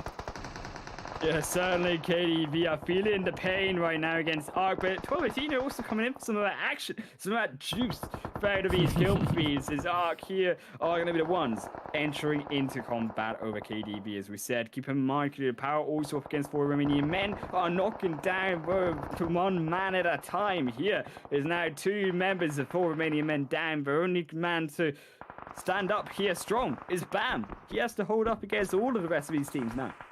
And an absolute barrage of grenades now just getting sent on across. And up comes Konina Power moving in to confirm the kills, finding a few shots along the way on in. But now that blue zone is catching up with the players. The teams need to try and still continue to push in. KDV right up against the players here from Arc with that zone now shifting down in towards the south. 1218 in between the players there from Unity. And just laying down the hits, making it so difficult for Unity. Yeah, look, even as Arc just gatekeeps away the entire side of KDV. And now as KDV fall, another opportunity arises here as Navi have made their way into the center. They are going to be the ones in control of this zone. And keep in mind, as 1218 suffer, they will stand strong to try to take this chicken dinner. I mean, that is just amazing positioning coming in there from Navi, just capitalizing on the positions, on the zones, and finding a few easy shots in. But Art, as you were mentioning, just sitting there picking off the players. This is absolutely phenomenal stuff. 4 teams remain. Unity down to their last hopeful. 1218 sitting on 3. I mean, wow. Yeah. And look at the position right from Arc, right? Striker on this building, you see him and Bibber on the other side, means that actually, although they are split 1-to-1-to-1, this is a one time. But realistically, that works out because they're actually controlling a very small part of the zone, which means not only are they split, but also able to come together still if need be, and they're able to control the entire entranceway to the center here, which is completely in that open ground around these crates. 1218 edging slowly against this zone as Navi take them down inside the blue. I mean, this is just insane. 1218 getting sent off into the lobby. Now we have our final showdown coming in between Art and Navi. And for this one, I think Navi is looking particularly strong, especially with Striker just on the outskirts of that zone, just holding on the edge. And now, this is a 2v2 essentially. Yeah, Striker gets knocked down, which means actually their flank is out of the way. Corker almost goes down to Grenade, but finally gets sucked out of the game as Navi eliminate them through. Viva has to pull up the Miracle 1v3. Yeah, what a hit though coming in from Verba. So finding the shots on through Matic now seems to be the last standing opponent between the players of Arc and that chicken dinner. But Verba now trying to sneak around, trying to come up the side, trying to find the hits on in towards Navi. Will he succeed? Will he find the hits? Matic now just utilizing that smoke as much as they can, trying to potentially maybe get that res in on the teammates. But Verba sending so many shots, so many hits in through the smoke. Both teams now opting to get the reses in on the down players. So this could come down to the wire. We're also running out of space as that blue zone is pushing in, catching up with Arc. But here they go, starting to move on up. Oh, Matic having a few shots come in. Both players now from Navi, super low on health. Oh, and they find the hits, sends them back, and off they go. Navi claim the chicken dinner. And 7 kills to go alongside that. What a play that was from Navi. Navi, they found a revive on Damascus smoke, and they're actually able to use their own smokes here advantageously to snipe out Bibber coming round into that fight for the re-engage. And actually, despite the fact that you had this side of Arc Red move their way through into the center of that phase 8. Still, the 2-man advantage went through for Navi because they were able to find that revive through. They weren't quite quick enough in the draw with Bibba to find that punish. So as a result, Arc Red, they get sent out of the game. They sent in second position, and Navi are the ones on top this time round. Yeah, that was just an exceptional exchange that we saw. You know, Navi just managing to hold on very tightly to that last possession, and unfortunately we saw, you know, the players there from Arc, of course, getting sent into the lobby. But what a play that was nonetheless. This last zone, 12-18 Arc, Navi, man, just delivering some phenomenal gameplay. And well, they've got the kill counts to go along with that. You know, we've got 12-18. Sorry. 12-18 in third place with 5 kills. Yeah, 5 kills going on 12-18. Keep in mind, you see 7 kills going on for Navi, and keep in mind also 6 kills over to Arc Red. So, 4th position as well there for Unity. They pick up 1 kill. Destiny, they pick up, unfortunately, nothing for their showing, but we do keep themselves in 5th position. KDV, but they're showing from them at least this time around in terms of 6th position, but still only 1 kill. Motherlode in 7th with 2 kills as well. Konina Power in 8th position there with 4 points for Romanian Men.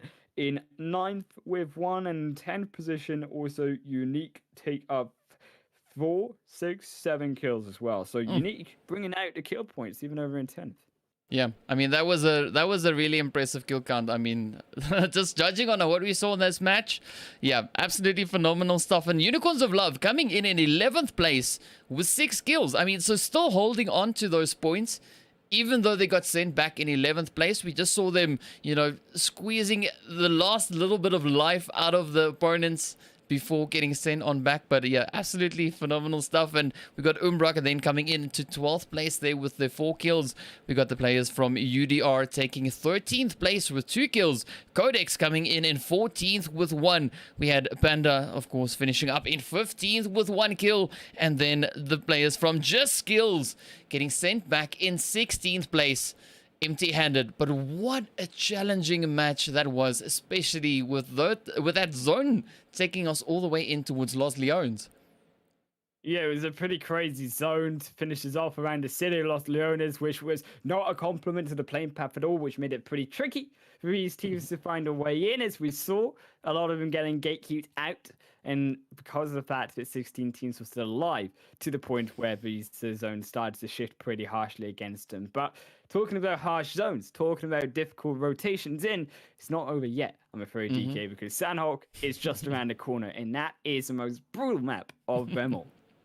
Yeah, it's definitely going to be super interesting and super spicy. And of course, we're going to be up next with that, as you mentioned. So stay tuned, guys. We'll be back after a brief break. So see you with the action shortly.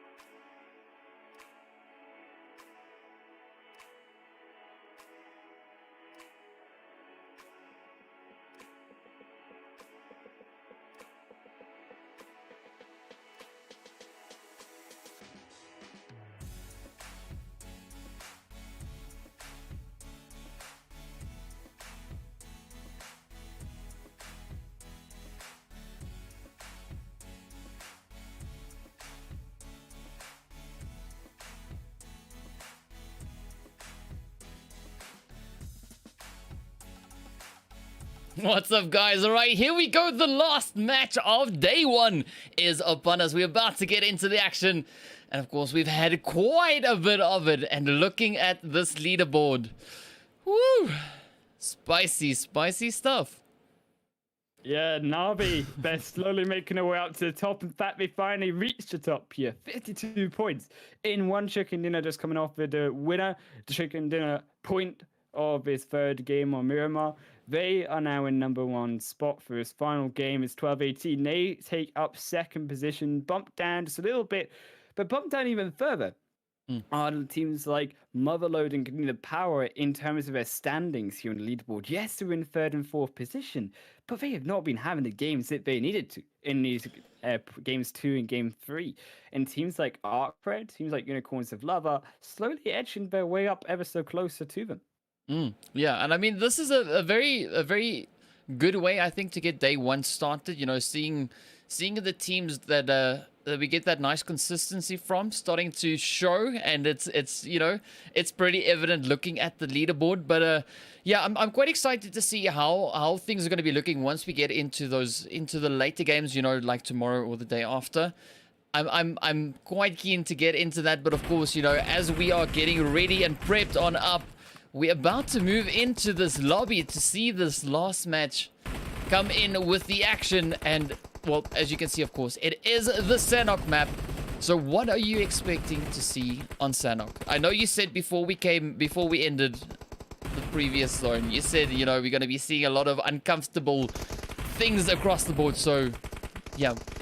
What are you expecting? Uncomfortable is like the nickname of Sanhok, right? Like, his team's going to be uncomfortably close together and uncomfortably deciding in which island they might have to go to, because depending on where this zone goes, we could either end up with a very comfy zone here or a very uncomfy zone that goes towards 50% of water and teams fighting for a small part on an island towards the end of the game. But this playing path is at least going to be nice to them in terms of the way that, keep in mind, Sanhok is the smallest map. It's only 4K by 4K, which means these teams, as a result, are going to be able to pretty much drop anywhere they like, even where this playing path goes over to one side, particularly now it's time towards the east. Still, the likes of Camp Alpha and Co on this northwestern island still not going to be out of the game, and we see teams already making their flight path over towards that northwestern island, as we can see a number of them, like, keep in mind, Destiny and even also Navi here rotating over to that side as well. Yeah, and it's going to be quite interesting to see. I mean, I'm hoping to see a lot of those uncomfortable pushes, you know, having the players been put with a little bit of pressure coming in. And, I mean, to start things off, Paradise is looking like it could be one of those starting points where you could have a bit of uncomfortability coming in. Strangely enough, we're not seeing a lot over towards Bootcamp, though. Yeah, as well, Van and Painan as well, 3 core areas realistically of Sanhok. Only really going to see some craziness come through Paradise Resort, but craziness already on the board here for Navi as they wipe out one of Destiny clean and easy. Just how we like it. Noshi going to have to only watch as his teammate falls, and that's Destiny already down to 3 players as Mitchie gets snapped out of the game, and that's going to be Navi knowing him up. Yep, and a really tough start here for Destiny, as you mentioned. And we see another team just off to the side, that of course being the players there from the Motherlode. So we could potentially see those third-party hits coming in. This is such a small map. Yeah, small map here is how the name of this game is going to work. And Noshi also falls down, joins his fellow team member down into the death pit that is the Black Abyss of that kill feed. And Navi as well going to now be holding onto the edge of the zone and control of the edge of that zone in this northwest island as well with those 2 kills, which puts them in a strong position on how they want to choose to come closer into the center of this game, because teams like Umbra, teams like the rest of Destiny here, Motherlode, very far away from safety and going to have a long journey ahead of them. Keep in mind, even Beast, look at the split right now between Destiny, Motherlode and Beast right now. 2 opposite ends of the map is the final 2 members of Destiny. They're essentially solo teams. Yeah. I mean, just when I jumped over towards Beast, he was standing in the shack there doing a little bit of a dance, you know. So it's always quite interesting to see. Yeah. Oh man, so and that's what I love about this, you know, is just the things the players are doing as they find their way on through. But speaking of things and players and ways, we see the Unicorns of Love, of course, over in Paradise right here alongside the team from Just Skills. So a few hits already coming in towards Unicorns of Love. Beg for Mercy getting sent off. Now, do you expect to see more of that coming in from Just Skills? Do you think they're going to be applying enough pressure to potentially send Unicorns of Love, you know, to start warming up that lobby again? I think certainly you're going to have to get the hand warmers on because Unicorns of Love Fresh here is going to get surrounded. And I like the way Just Skills are doing this. They're focusing on one side of Paradise Resorts to enter into as a full squad. And that puts a lot of pressure.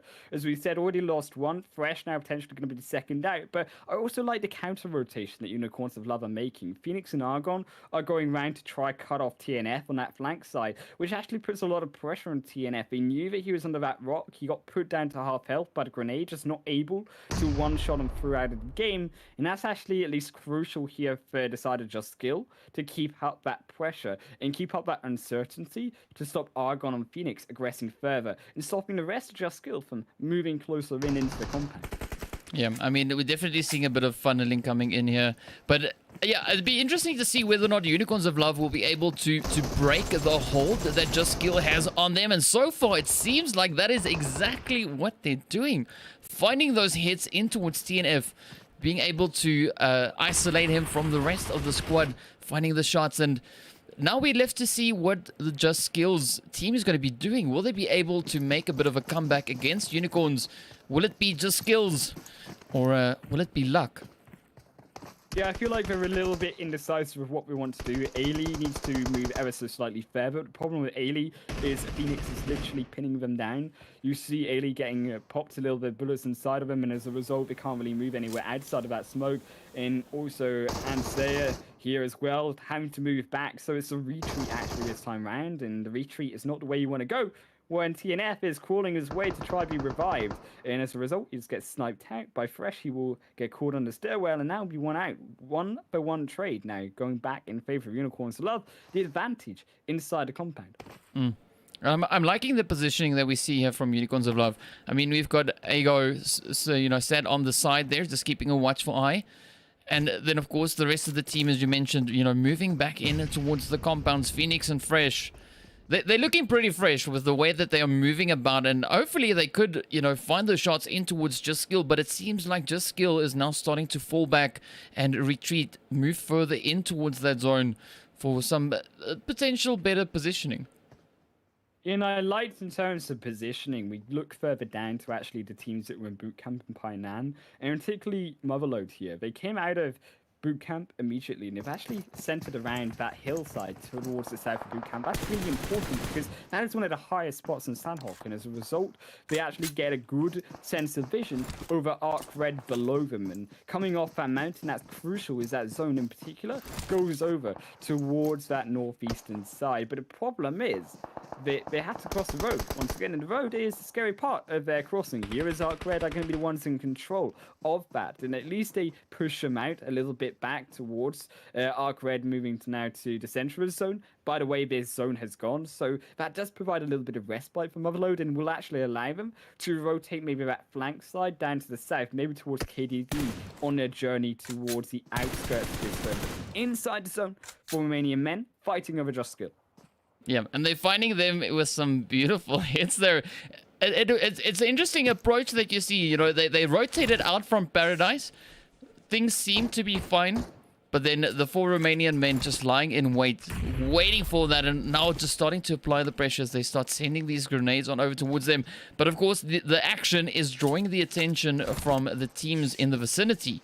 So we could potentially see a few third parties actually coming in on this fight.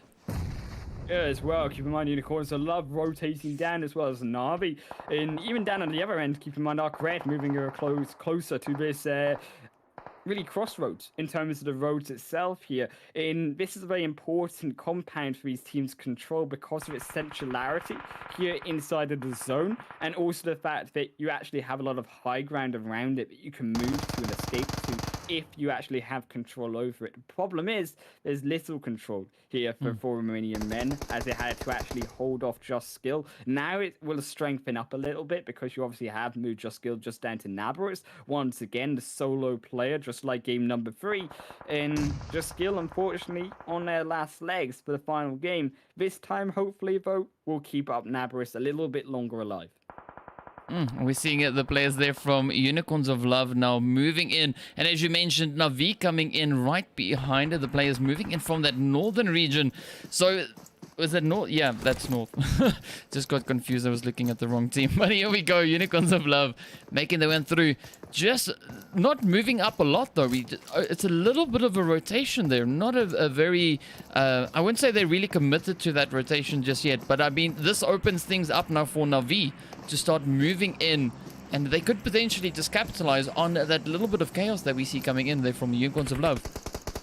Look at Kitsune, actually, a beautiful flank position here onto Fresh, actually looking to cut the head off of the rotation of the high ground here from Fresh, which is actually the reason why Navi suffered that initial knock onto their team. And Phoenix as well actually has been allowed to be revived by Argon, which is crucial here considering that at the start of this fight, Unicorns of Love were not in the strength of their position. A very, very split Unicorns of Love, 3-1-1-1 splits here, and Navi were actually in control together. But because Unicorns of Love are able to come together to a 2-1, it actually puts a lot of pressure back onto Kitsune, because assuming that Fresh has noticed the position of where Kitsune is, actually they could just come round as a 3-man and snipe down Kitsune from the front side and actually force Navi back.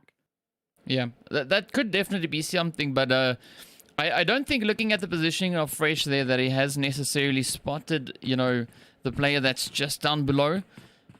I think we'll have to wait and see how that goes, you know, but in the meantime, Motherlode, finding the Motherlode of squad wipes, getting that shot in towards Unity. So beautiful push that we had from them coming across that bridge.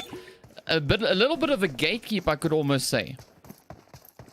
As well, gatekeeping away these core rotations from teams coming through. I like the rotations actually coming through from Motherlode because they're actually hunting for kills. They're going through this map and they're picking teams off wherever they can find them. Starting all the way from boot camp, they moved their way down towards the south end actually in going for a very wide rotation. But the concern obviously is they are still in phase 3 in a blue zone, which means they're going to come in, as we say, with flash utility in their kit towards the end game stage, which in the long run will harm them if they can make it to that point. But at least picking up kills trades that out for that disadvantage and actually evens out the positives and the negatives in that sense. And of course, they can also pick up some of those meds from the players that they actually just sent off. So, you know, yeah, I see what you mean by it evens things out. But now we've got the players here from Umbra. They're starting to move in right behind the team here from 12-18. So this is Sanhok. This is Snake Valley. Do you expect Umbra to be able to get a jump in on 12-18, for instance? Or do you think 12-18 will be the team to, you know, make things pretty difficult for Umbra? It's more 12-18 realistically striking over Umbra, because Prolord is going to have a tricky time to rotate out of this compound as long as Chalika stays alive. And actually, Prolord needs to find, really, as you see him doing, a wide flank round to try actually take down Chalika from the equation. And 12-18, realistically, as long as they hold on to this long-range hill fight, they actually will be able to see pick off Hardman. Prolord just can't make it through because of Chalika, as you mentioned, 2 fall down. And now, Umbra, third one down, PRC the only one alive. I mean, what a tough turn of events that was, but a beautiful call coming in for you there. And 12-18, Reign Supreme sending Umbra right back into the lobby. Destiny now, of course, still only sitting on those 2 remaining players. That is Mozaro and Beast. And I think they are still pretty split up. Or are they? I can only see the one. Oh, yeah, they are. Mozaro is He's making his way slowly. He's on his journey through. It's like a full-on like Hobbit length like trio series of films journey here, where he's now approaching the forest. He just has to go through the forest now and find his way into Death Mountain, which is obviously gonna be Beast here over in the compounds. And I think Beast, as long as he stays quiet, maybe they can come together and find that ring at the end of it all and throw it into the fire. But certainly Konina Power going to be the pin in their sides here, as they really will have to hope that Beast doesn't get caught by Konina Power rotating through. Has been there the entire time. But I want to focus on, keep in mind, this position of 4 Romanian men who took out Just Skill just after we talked about them trying to hold on. Unfortunate for them. But 4 Romanian men holding on to the center of zone because of that, and also a team around them inside his own Arc Red, who are just wiping through the entire side of Qodex, here, as they also suffer their rotation through the south end of zone. Ooh, but now the third parties are actually coming in there from UDR off in the distance. So Arc Red, beautifully capitalizing on that, that team presenting themselves on a silver platter. But also in turn that kind of exposed their position, and you can see the shots now from UDR coming in towards them. But UDR now also starting to rush on in. They're not holding back or waiting for something to come from that. So I'm liking the fact that UDR is now starting to apply, pressure. We don't see the shots necessarily just yet, but they're definitely closing the gap between themselves and the Arc Red team. Yeah, UDR releases here this front man against Corker, the defender. And realistically, you can't really ask for a more well-known place. This is literally the spawn point. But UDR control here, at least this is walking through the tree of life, if you like it. Here's Nano rotating through also to come together. And I think they like this rotation through across barn for UDR, because they're actually in the long run going to get closer towards center position for themselves over Arc Red, and they're actually going to be able to look over the hills towards them. But Navi and Konina Power, if anyone's fighting outside of them. Quite a few hits, in fact, coming in there as the teams are all trying to squeeze their way on in. I mean, there's so many knocked players that we can see. Navi just losing another one in the process there.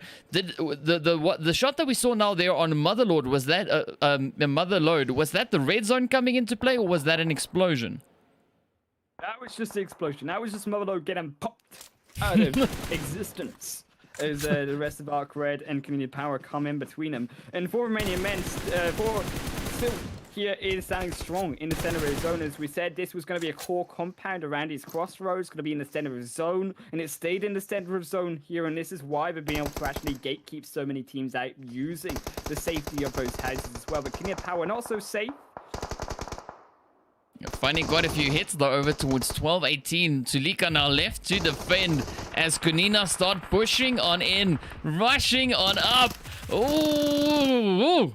Konina Power find the shots, and now Konina needs to push on forward, but right up ahead of them, we've got the players there, of course, from the 4 Romanian men. So that could be a very interesting approach for the team. Do you think they're going to be able to make it into the next, potentially, let's say, 2 zones? Because we are on the 5th one. Ooh. Yeah, look here. This is the problem, though. Dexter is the core halt in their movement here towards the center of zone. It's well as Bam here is going to be the one to stop them. As you see a Pioneer fall down, Nomi surely falls down later. And realistically, it's actually Arc Red who counter out UDR's rotation here through into the center of his zone. They are the ones to make it quicker over the top of their hill, and they also keep them inside a blue zone. Bib are going to make sure they don't move any further. Yep, and of course this is Sanhok, so we're going to be seeing quite a few potential heal strats coming in from these teams. So is there any particular team that you think is going to be applying that heal strat? Could it be potentially maybe Motherlode that we see all the way out in the blue? I think the Motherlode here are very, very far away. Bronsberg is going to heal his way up with all of his healing that he can muster towards the end of game as close as possible. And I think he's just going to try, as we say, out-heal the rest of these players in the lobby. But for Romanian Men, realistically, we need to get rid of Arc Red because Arc Red are the most dangerous team for them, as we say, coming over the hill. They actually have a good sense of position and good space and zone to control here over the rest of them rotating in. So if they can take them out, that's crucial for Romanian Men to do so. Yeah, or maybe even any of the teams that we see spread out along the edge of that zone. Because I agree with you, the players here from Arc Red, they've been putting in quite a few shots across the board though. So it'd be interesting to see whether or not one of the opposing teams would be able to come in, maybe cause that extra bit of disruption. I think the players there from 4 Romanian Men would really be able to capitalize on that. You know, I think it really would work in their favor. I think as well, keep in mind, Unicorns, a lot of the other teams here still inside the zone, very, very quiet, but slowly sneaking their way in. And they are the ones here who need to snake their way a little bit further, but still have a chance here to take the chicken dinner away, as 4 Romanian Men no longer have the safety of the houses to live inside of, and this time around have to move into the danger of those open plains.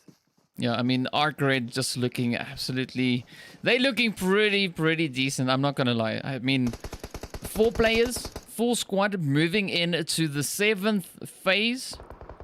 Man, if they are able to capitalize on that without suffering the hits there that we saw coming in from Konina Power now, who's unfortunately gotten taken out by the blue zone, they could actually potentially even clutch the chicken dinner. In Arc Red, that's what we're doing. Smacking down Rana. Now Sushi is the only one alive for Romanian Men, but Unicorns Love, they've been edging closer in. And here they come fresh now, just lying in wait. In pure Sanhok fashion, sneaking on in, finding the hits towards purple. Now it is the players here from Arc Red going up against the 2-man team that remains for the Unicorns of Love. We got Bubba, Korka, and Striker now left to defend. A lot of grenades. Oh, beautiful shot in on Fresh. Phoenix, the last remaining hopeful. Will this be the one? Yes, Arc swoop in, claimed the chicken dinner. And, well, a pretty decent 11 kills alongside that. What a way, what a move that was coming in from them right there in that final zone. This time around, Arc Red are successful. They keep themselves alive just that little bit longer. They take up the chicken dinner, which is something they couldn't manage the game before. But they do so this time around. As you say, a beautiful number of kills, 11 in total coming through for them. And that, as a result, is going to be a juicy 26 points going their way as well as a result of that. So I think that's going to not only boost them in leaderboard, but potentially actually boost them, if not to the top, very close to that. Here, based also on the fact that 12-18 and Navi did not have the best of results in this game. They fell down lower earlier in the leaderboard, but teams that did well, still Unicorns of Love. They make their way over to 2 kills as well, edging their way over in placement points towards the top of that leaderboard side. For Romanian Men back on top as well, 6 kills going over to them. Motherlode back over to the top side as well, in 4th place with also 4 kills. Konina Power, hello to the top 5 once again, as they say, 2 kills go their way as well. Destiny take up 6 with 6 kills. Panda will take 7th with 1. UDR will take 8th with 1 kill, and KDV in 9th there with 2 as well. Yeah, and then of course the players from 12-18 coming in 10th place with 4 kills. Navi 11th, also with 4 kills. So there's a bit of a pattern, let's call it that. And of course, well, there we go, break the pattern, head on over towards Unique, coming into 12th place, getting sent back empty-handed. The players from Qodex also finishing up in 13th place. We had the team there from Umbra in 14th. We got Unity over in 15th place, coming in with 1 kill, and Just Skill, the first team back, and getting sent off there with 1. So what a match, what an interesting play that was. And I mean, I just want to say how impressed I am with how Arc Red took that approach on that final few zones. Just sneaking their way on in, just picking off a few shots and just having that zone work out in their favor in that last phase. Yeah, I definitely think that last phase zone, Romanian Men were able to hold on purely, as we said, because of their position in the center of zone.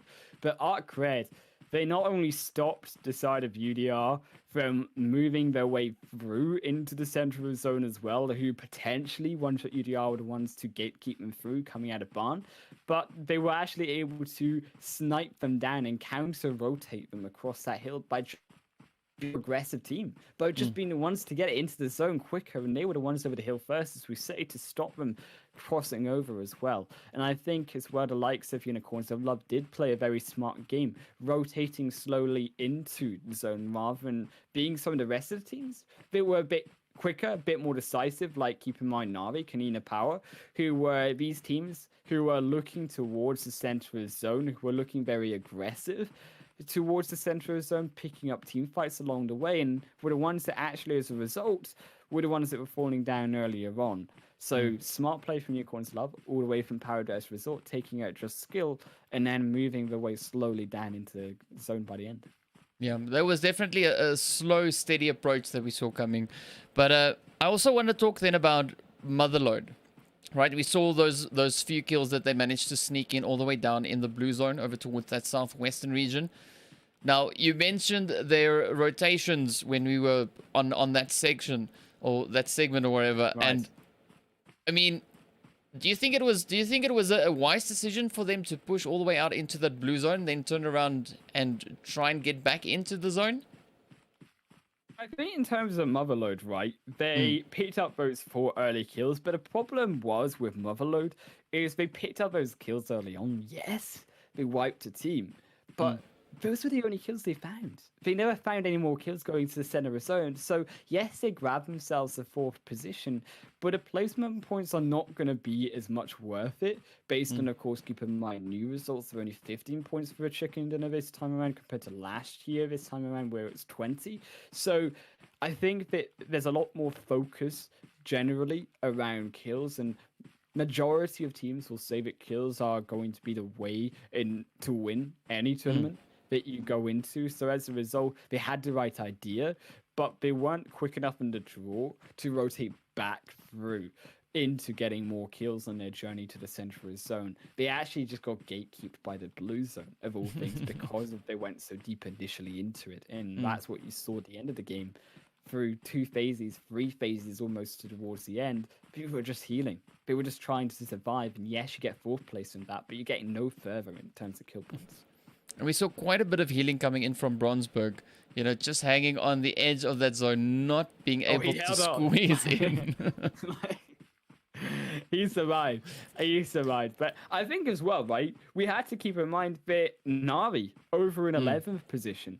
Navi were ones on top, so not the showing that they wanted going through. And especially that comes off as what we talked about, Kazuki from getting caught out by Unicorns of Love earlier in that game by being under solo. But albeit Navi, this final leaderboard come through, clinch on by 1 point to still the top place going out of today's games.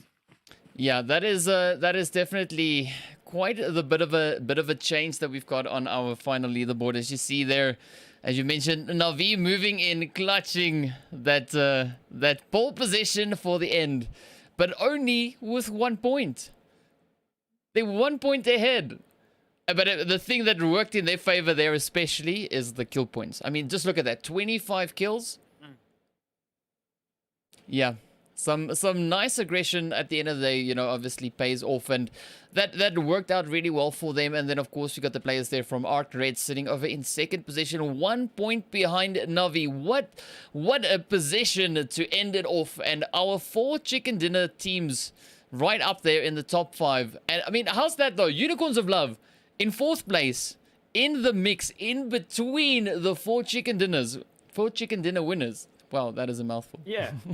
Unicorns of Love essentially gained over 20 points in that final game. So as a result, they moved away from 6th position to 4th position. And that shows you how close it actually is around the end of this first stage. No team smacking the entire lobby. It's no team getting 70 points and being done with it and saying, hey, okay, we pretty much won this tournament already. It's actually the side of Navi, still very, very close down to the rest of these teams. In fact, so close, but there's only 11 points between that first and fourth position and only a few points separating teams further down on that leaderboard. And particularly around this top three, 12, 18, Arc Red and Navi, that's going to be the three teams going into tomorrow's games. That's the teams that we keep our eyes on. And those are the players that we look to see if they can hold on to those top three spots once again going into that final day. Well, the final day is 2 days away. So, of course, we first need to get past day 2. So, as you mentioned, we've got some teams to be keeping our eyes on. And, yeah, I definitely expect hope to see quite a bit of insanity coming in tomorrow's matches. And tomorrow we're changing the map sequence up a little bit, right? We are changing the map sequence up. We're going to change it up to 2 Miramar games, Sanhok, and then Erangel finishes off. So a little bit more spicy, if you ask me, in terms of Miramar and Sanhok. Not as spicy, though, as Sunday, but we keep that secret because that's going to be the real final conclusion. All right, so speaking of that, of course, I think that is going to be the wrap here for us for this evening. But big thank you, big shout out going to all the teams putting up some phenomenal gameplay. Thank you to every single person who has tuned in and watched. And of course, big shout out going over towards the Purge tournament and Nice Cactus for bringing us a pretty exciting event as this one. So that is it from us here for this evening. Have a fantastic time, and we look forward to seeing you guys back again tomorrow, same time, same place. Stay safe.